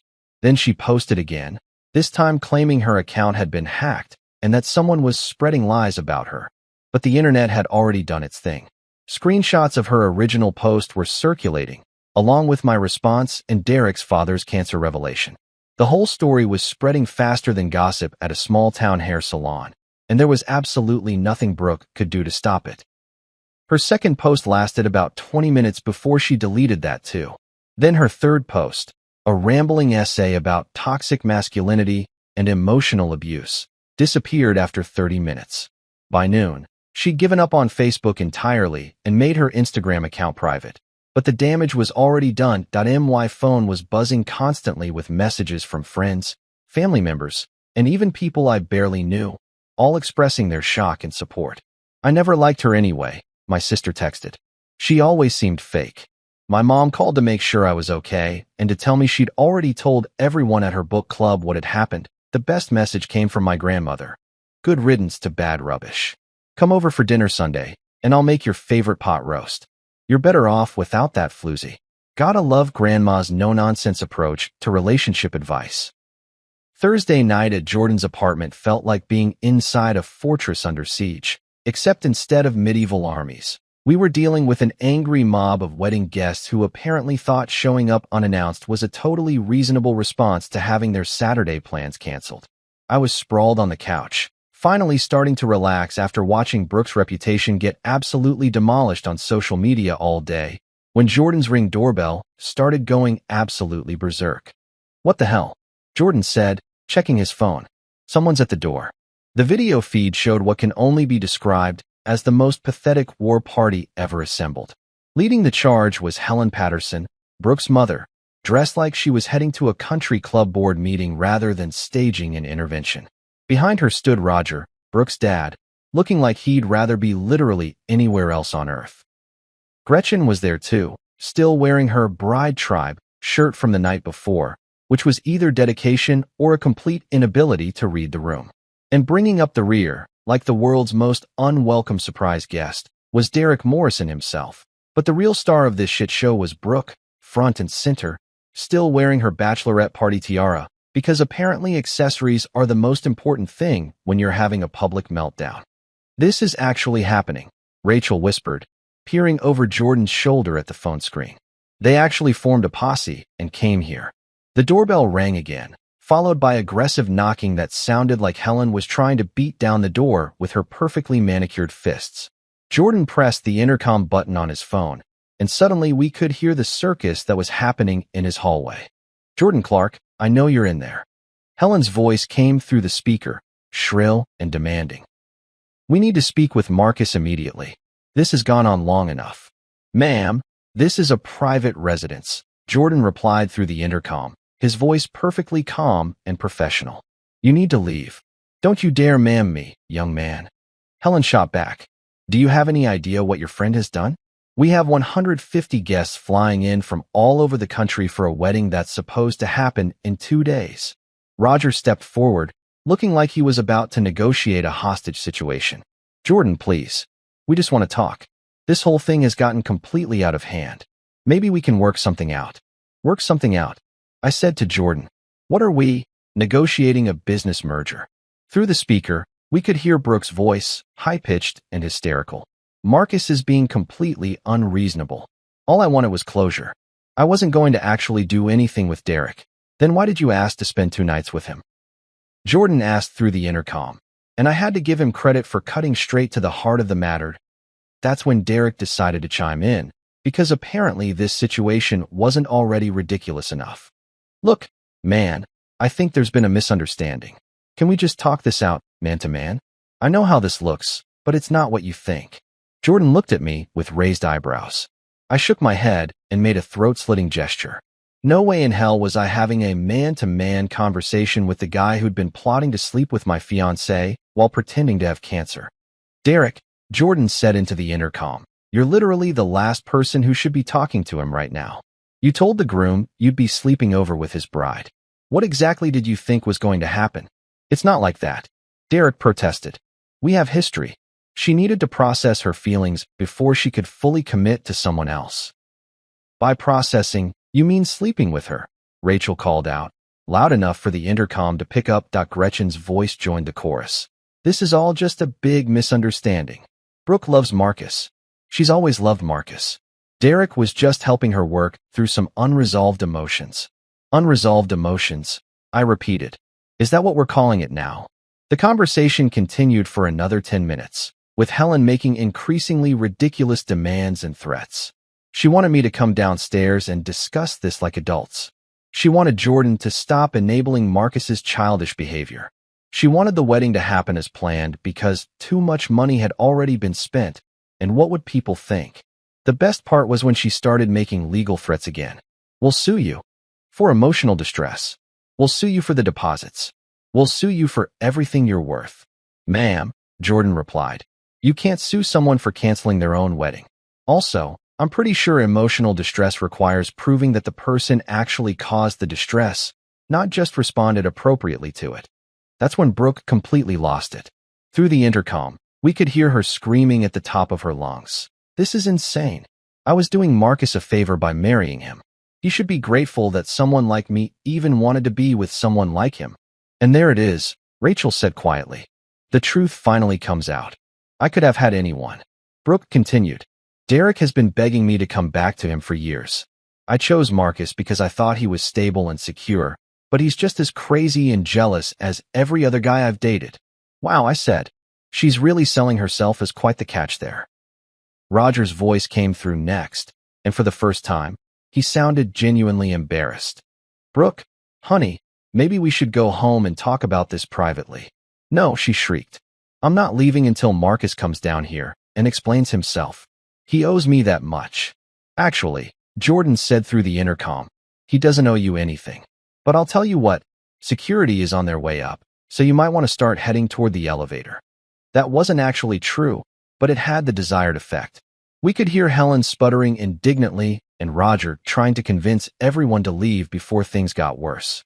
Gretchen was arguing with Derek about whether they should wait for security or just leave, and through it all, Brooke was still screaming about how unfair everything was.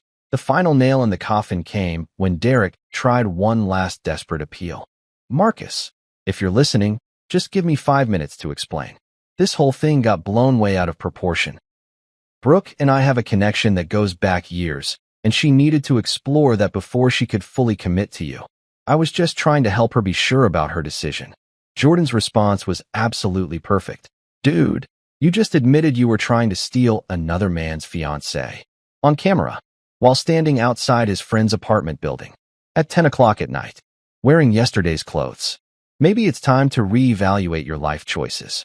Within 5 minutes, building security actually did show up, and we watched through the Ring camera as the whole pathetic group was escorted toward the elevators. Brooke's last words, screamed over her shoulder as they disappeared from view, were, "You'll regret this forever, Marcus. You're making the biggest mistake of your life." Somehow, I said, settling back into the couch, I doubt that. Friday rolled around with all the pomp and circumstance of a funeral march, which was pretty fitting considering we were supposed to be having our rehearsal dinner at the Oakwood Country Club that evening. Instead of practicing wedding vows and toasting to our future happiness, I was sitting in Jordan's kitchen eating leftover Chinese takeout and watching Brooke's world continue to implode in spectacular fashion. The day started quietly enough. Too quietly, actually. After Thursday night's doorbell invasion, I was expecting some kind of escalation, but my phone had been surprisingly silent all morning. No angry texts, no voicemails from Helen threatening legal action, no social media posts claiming I'd been possessed by demons or abducted by aliens. It was almost unsettling. This is the calm before the storm, Rachel said, sipping her coffee and scrolling through her phone. Brooke's not the type to just give up and accept defeat. She's planning something. She was right, of course. At exactly 2:30 p.m., my phone rang with a call from the Oakwood Country Club. I recognized the number because I called them Wednesday to cancel our rehearsal dinner reservation, along with everything else on our wedding weekend itinerary. Mr. Grant, this is Patricia from Oakwood Country Club, the voice said, sounding frazzled and confused. I'm calling because we have a situation here, and I need to verify some information with you. What kind of situation? I asked, though I had a pretty good idea where this was heading. Well, sir, we have a woman here claiming to be your fiancée, and she's insisting that your rehearsal dinner is still on for tonight. She's with an older woman who says she's the mother of the bride, and they're demanding that we honor your reservation. They're saying there was some kind of miscommunication about the cancellation. I could hear shouting in the background, and Patricia's voice dropped to a whisper. Mr.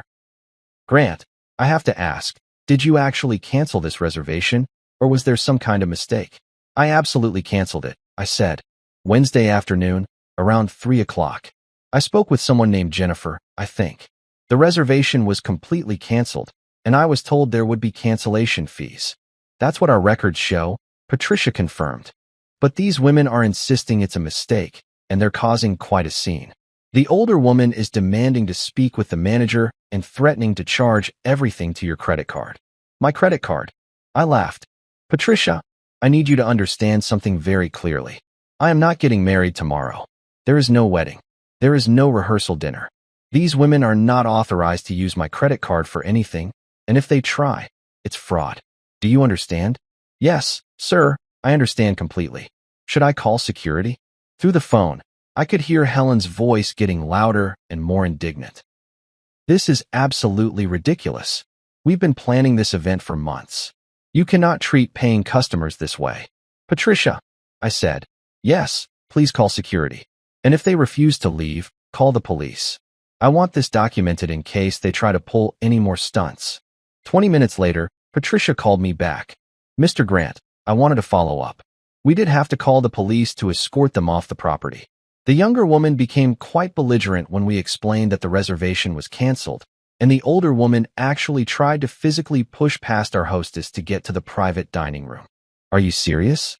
Unfortunately, yes. The police report is being filed as trespassing and attempted fraud. They tried to force us to charge your card for services you'd already canceled. The officer said this kind of thing happens more often than you'd think with canceled weddings. I thanked Patricia and hung up, feeling a weird mix of vindication and secondhand embarrassment. How desperate do you have to be to show up at a venue you know has been canceled and try to force them to honor a reservation that doesn't exist? But the real entertainment came later that afternoon when my phone rang again, this time from a number I didn't recognize. I almost didn't answer, but curiosity got the better of me. Marcus. The voice was hesitant, embarrassed. This is Roger. Roger Patterson. Brooke's dad. The man who'd looked like he wanted to disappear into the floor during Thursday night's apartment invasion. Hi, Roger, I said, genuinely curious about what he could possibly want to discuss. Listen, son, he said, and I could hear the exhaustion in his voice. I need to ask you something, and I want you to be completely honest with me. Is this really what you want? Is this how you want this whole thing to end?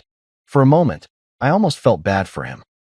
Roger had always seemed like a decent guy who'd gotten stuck in the middle of his wife and daughter's drama. But then I remembered why we were having this conversation in the first place. Roger, did you see Brooke's text message? The one where she told me she was going to spend 2 nights with her ex-boyfriend before our wedding. Silence on the other end. Because I've got screenshots if you want to see them, I continued, along with her response calling me mature and secure for letting her do it. More silence. And did you know that Derek has been lying about having cancer? That the whole medical emergency that brought them back together was completely fake? A long sigh.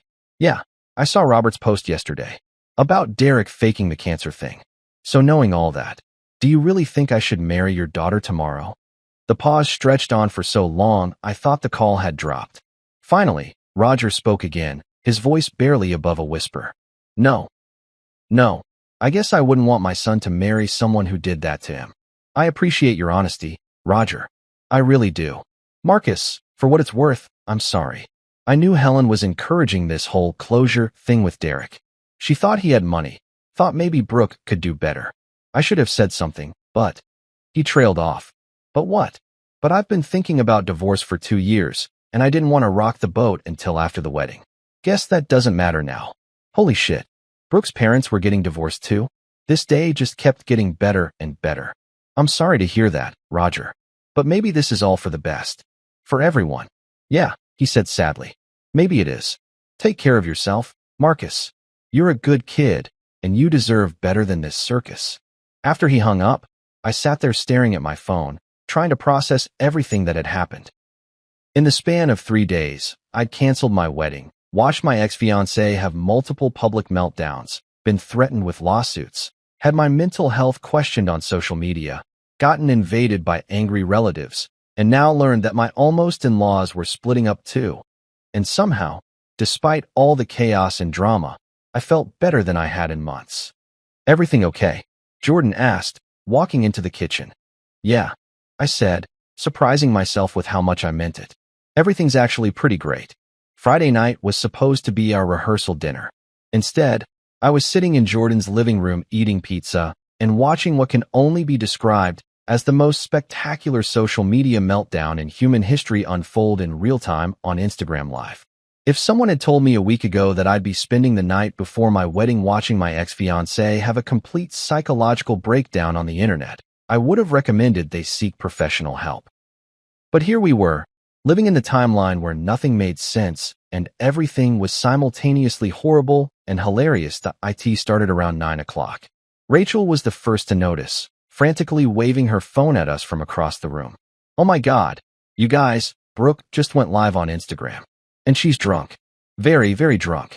The three of us huddled around Rachel's phone like we were watching the final episode of our favorite TV show. The video quality was shaky, clearly being filmed on a phone that wasn't being held steady, and the lighting was terrible. But there was Brooke, sitting on what was obviously Derek's couch. I recognized that hideous abstract art on the wall behind her from his social media posts, wearing her bachelorette party tiara and holding a glass of wine that was definitely not her first of the evening. "Hi everyone." She slurred into the camera, her makeup smudged and her hair looking like she'd been running her hands through it for hours. "I wanted to go live tonight to tell you all the truth about what's really happening with my wedding tomorrow." "Oh, this is going to be good," Jordan said, settling in with his own slice of pizza. "Marcus Grant," she continued, saying my name like it tasted bad, "has completely ruined my life. All I wanted was closure with someone who meant a lot to me, and he turned it into this whole big thing. Like, literally all I wanted was to spend a couple nights with Derek to make sure I was making the right decision about getting married, and Marcus completely freaked out." The comments section was already going crazy. I could see them flying by. Most of them were not supportive. "Girl, what are you even saying right now? Are you seriously admitting to cheating? This is why he left you." But Brooke was either too drunk or too delusional to notice. She kept going, digging her hole deeper with every word. "People keep acting like I did something wrong, but I was trying to be honest. I could have just gone behind Marcus's back, but I told him what I was doing because I thought he was mature enough to understand. I thought he was secure enough in our relationship to let me have closure with my past." "Let her have closure," Rachel repeated. "With her past," while wearing his engagement ring.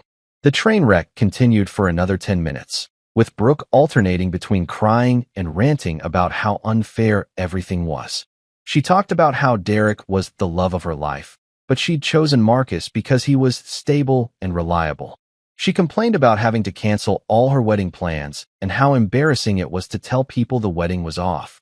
"I could have had anyone," she said, taking another sip of wine. "Derek has been wanting me back for years. He told me he'd do anything to be with me again. And I chose Marcus because I thought we could build a good life together. But he's just as jealous and insecure as every other guy I've dated." The comments were brutal. "So you settled for him? You're literally at Derek's place right now. This is the worst apology video ever." But the absolute best part came when Derek himself appeared in the background of the video. You could see him in the kitchen, frantically gesturing for Brooke to stop talking, but she was completely oblivious. The comments immediately picked up on it. "Is that Derek behind you? Girl, you're literally proving his point." That's when Brooke really lost it. Someone in the comments asked why she was at Derek's apartment if this was all just about closure, and she completely snapped. "Because Marcus kicked me out," she screamed at the phone. "He packed up all his stuff and left me with nothing. He canceled our apartment lease, and I had nowhere else to go. Derek is the only person who actually cares about me and supports me through this." "Wait," I said, pausing with a piece of pizza halfway to my mouth. "She's telling people I kicked her out? I left. She kept the apartment." "Facts don't matter when you're having a mental breakdown on Instagram Live," Rachel pointed out. The video kept getting worse. Brooke started crying again, mascara running down her face, talking about how she'd given up so much for our relationship and how ungrateful I was. She claimed she'd turned down job opportunities and moved to Chicago just to be with me, which was interesting since she'd already been living here when we met and had never mentioned any job opportunities elsewhere. Then Derek made his big mistake. He tried to intervene, walking into frame and reaching for Brooke's phone. "Babe, maybe you should stop. You're making this worse." "Babe," Jordan repeated. Did he just call her babe on her live video? The comment section exploded. Did he just call you babe? You're literally with your ex right now. This is why Marcus left you. You're proving everything he said. But Brooke was too far gone to care. She turned the camera toward Derek, who looked like a deer caught in headlights. "This is Derek," she announced. "The man who actually loves me and supports me unconditionally. Unlike some people who run away the minute things get complicated." Derek's face went white. "Brooke, turn off the phone. Please." "No," she said, turning the camera back to herself. "I want everyone to know the truth. Marcus is a coward who couldn't handle being with a real woman who has a past. Derek understands me. Derek accepts me for who I am." The whole thing devolved from there. Derek kept trying to get Brooke to end the video while she got increasingly belligerent and defensive.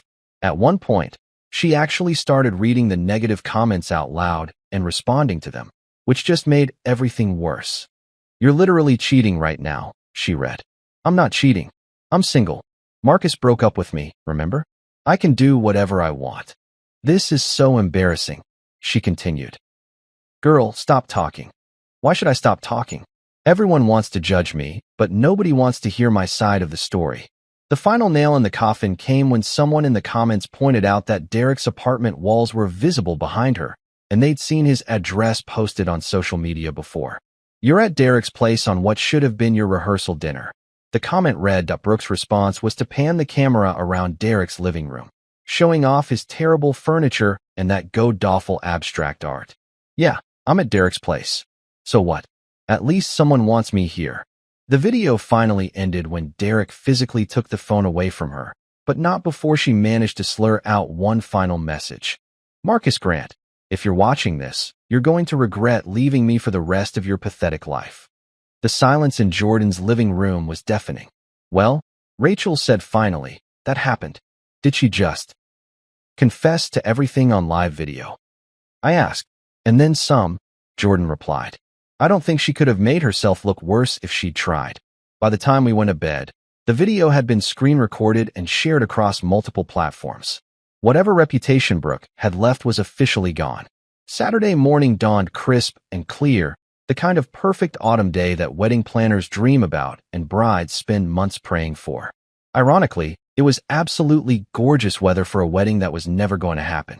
Instead of waking up in some overpriced hotel suite, surrounded by groomsmen making terrible jokes and downing mimosas to calm pre-wedding jitters, I was sitting on the deck of a mountain resort 2 hours outside Chicago, breathing in fresh pine air and feeling more at peace than I had in months. I'd driven up to Pine Ridge Lodge Friday night after Brooke's spectacular Instagram Live meltdown, needing to get as far away from the Chicago drama as possible. The resort was one of those places where people go to disconnect from reality. No cell service unless you're near the main lodge, hiking trails that make you forget civilization exists, and a general atmosphere of your problems can't find you here. It was exactly what I needed while my former life imploded back in the city.my phone, which I'd left charging in the room, had been mercifully quiet all morning. The beauty of being in the middle of nowhere was that whatever fresh hell Brooke and her circus were creating, it couldn't reach me until I was ready to deal with it. I was sipping coffee and watching eagles circle over the lake when I finally decided to check my messages around noon. Holy shit. Apparently, while I was enjoying my peaceful mountain retreat, absolute chaos had erupted back at Lakeside Manor.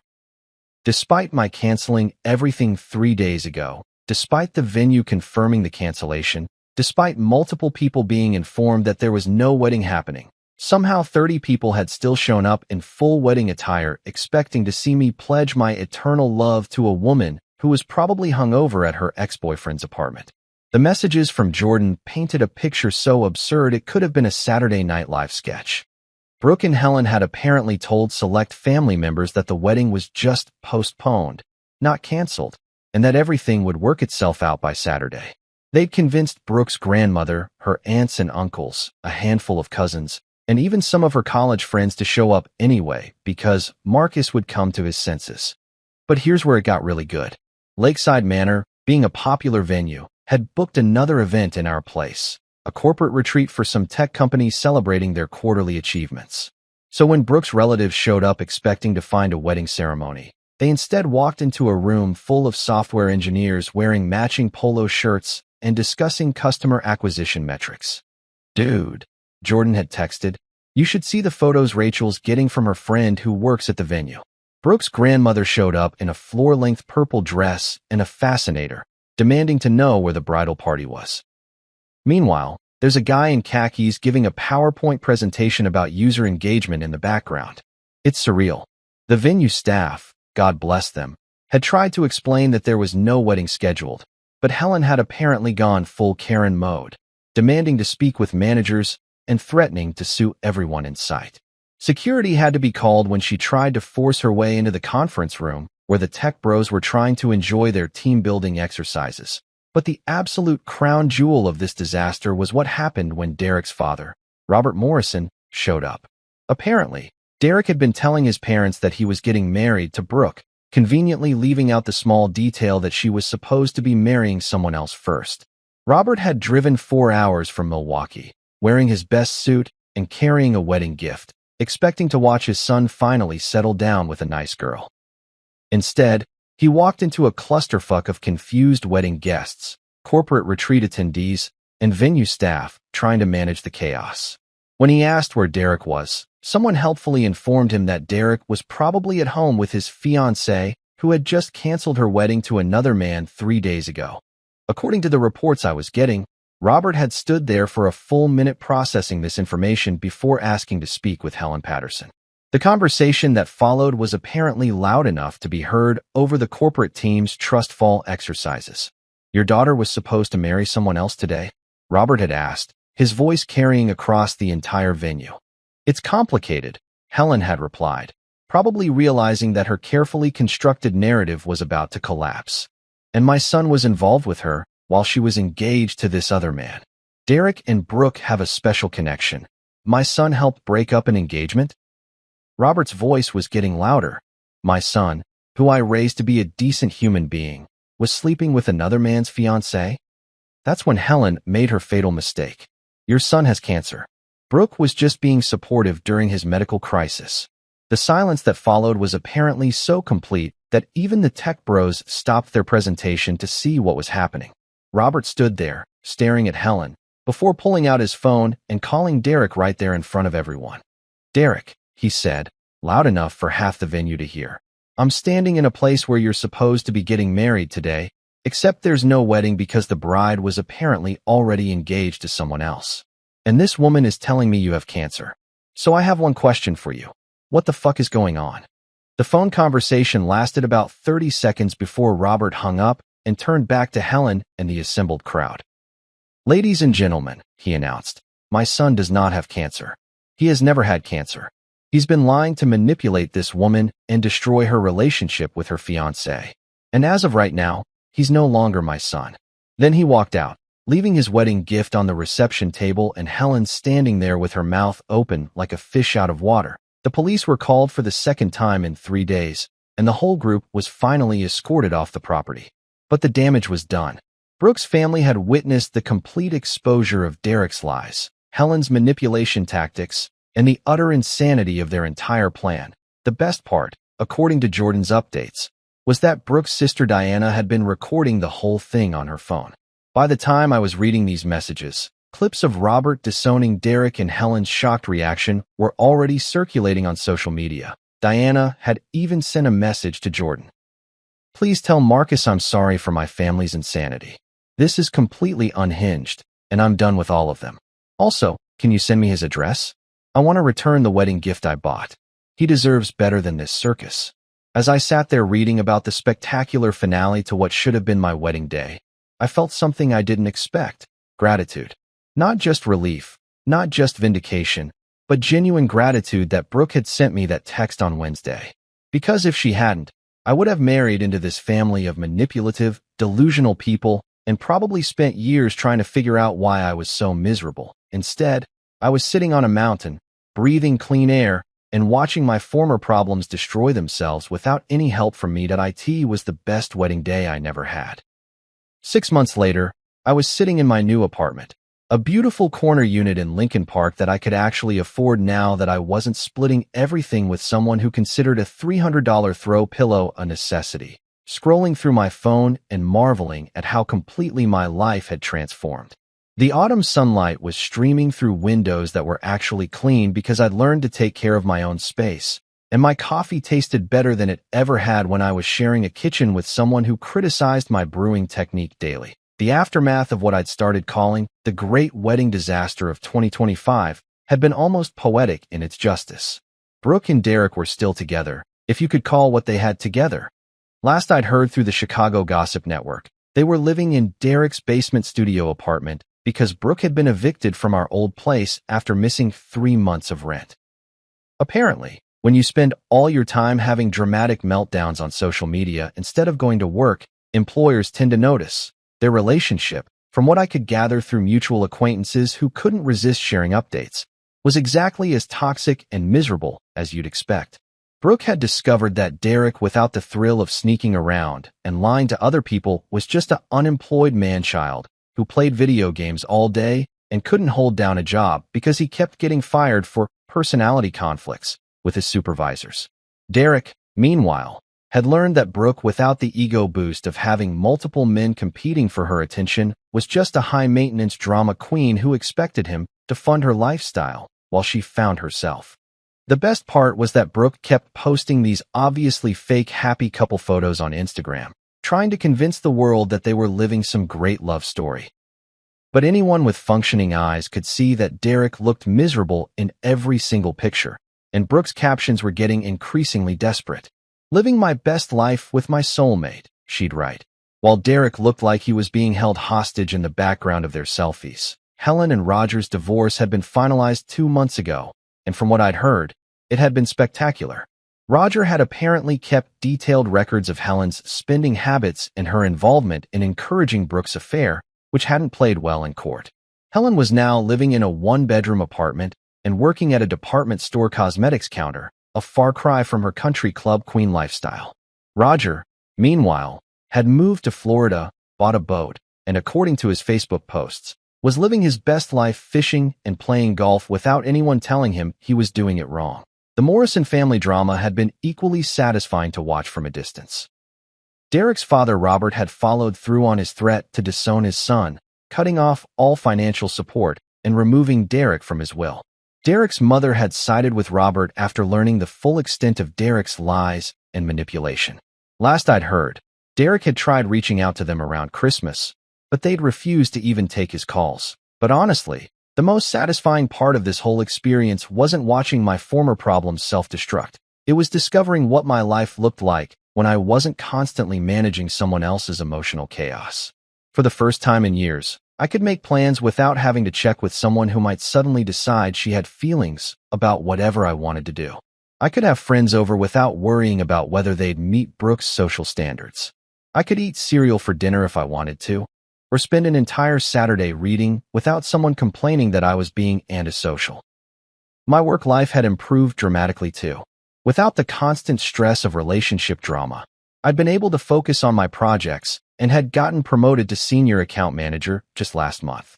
My boss had actually commented on how much more creative and confident I'd become, which was hilarious because all I'd done was remove one extremely negative person from my daily routine. The climbing group I joined had become a regular part of my week, and through them I'd met Elise Chun, a software engineer who worked for one of those companies that makes apps people actually use instead of corporate nonsense. When I told her the story of my canceled wedding, she'd laughed so hard she'd almost fallen off the climbing wall. "Wait," she'd said. "She actually thought you'd be okay with her sleeping with her ex-boyfriend before your wedding? And then she was surprised when you canceled everything. She called me mature and secure for agreeing to it," I'd explained. "That's not mature, that's being a doormat. There's a huge difference. What I loved about Elise was that she was exactly the opposite of everything that had been wrong with my relationship with Brooke. She was direct instead of manipulative, honest instead of dramatic, and she actually seemed to enjoy my company instead of treating me like an accessory to her lifestyle. When she said she wanted to do something, she meant it. When she was upset about something, she told me what was wrong instead of making me guess. It was like discovering that relationships didn't have to be psychological warfare disguised as romance. We'd been dating for 3 months now, and not once had she mentioned needing closure with any ex-boyfriends. Crazy concept, I know. The few mutual friends I still had from my Brooke days would occasionally update me on the ongoing drama. Apparently, Brooke and Derek had broken up and gotten back together 4 times since my wedding disaster, each time with increasingly public social media announcements about their unbreakable bond and meant-to-be connection. The last breakup had involved Brooke throwing Derek's PlayStation out of their second-story window, which had been captured on someone's Ring camera and shared widely among people who knew them. Gretchen, Derek's sister who had been Brooke's maid of honor, had actually reached out to me a few months ago to apologize for her family's role in the whole mess. She'd been mortified when she learned about Derek's cancer lies and had apparently spent weeks texting Brooke trying to talk sense into her before finally giving up and cutting contact with both of them. I should have seen what was happening, she'd said. Derek always was a manipulative little shit, but I thought he'd grown out of it. And Brooke, I don't know what happened to her. She used to be fun and normal, but somewhere along the way she turned into this person who thinks the world owes her something. Looking back now, I could see all the red flags I'd ignored during my relationship with Brooke. The way she'd talk about her exes like they were all crazy or couldn't handle her. The way she'd create drama with waitstaff and retail workers for no reason. The way she'd test my boundaries constantly, seeing how much she could get away with. The way she'd always have some crisis that required immediate attention and emotional support, but somehow never had time to provide the same support when I needed it. But the biggest red flag had been how exhausted I felt all the time when I was with her. I'd thought it was just the stress of wedding planning or work pressure, but now I realized it was the constant effort of trying to manage someone who was fundamentally unmanageable. These days, I woke up looking forward to my day instead of wondering what crisis would need my attention. I made plans with friends without having to negotiate or justify my choices. I pursued hobbies that made me happy instead of activities that would impress other people. And when people asked me about the wedding that never happened, I told them the truth. It was the best thing that never happened to me, because Brooke's text message hadn't ended everything. It had set me free.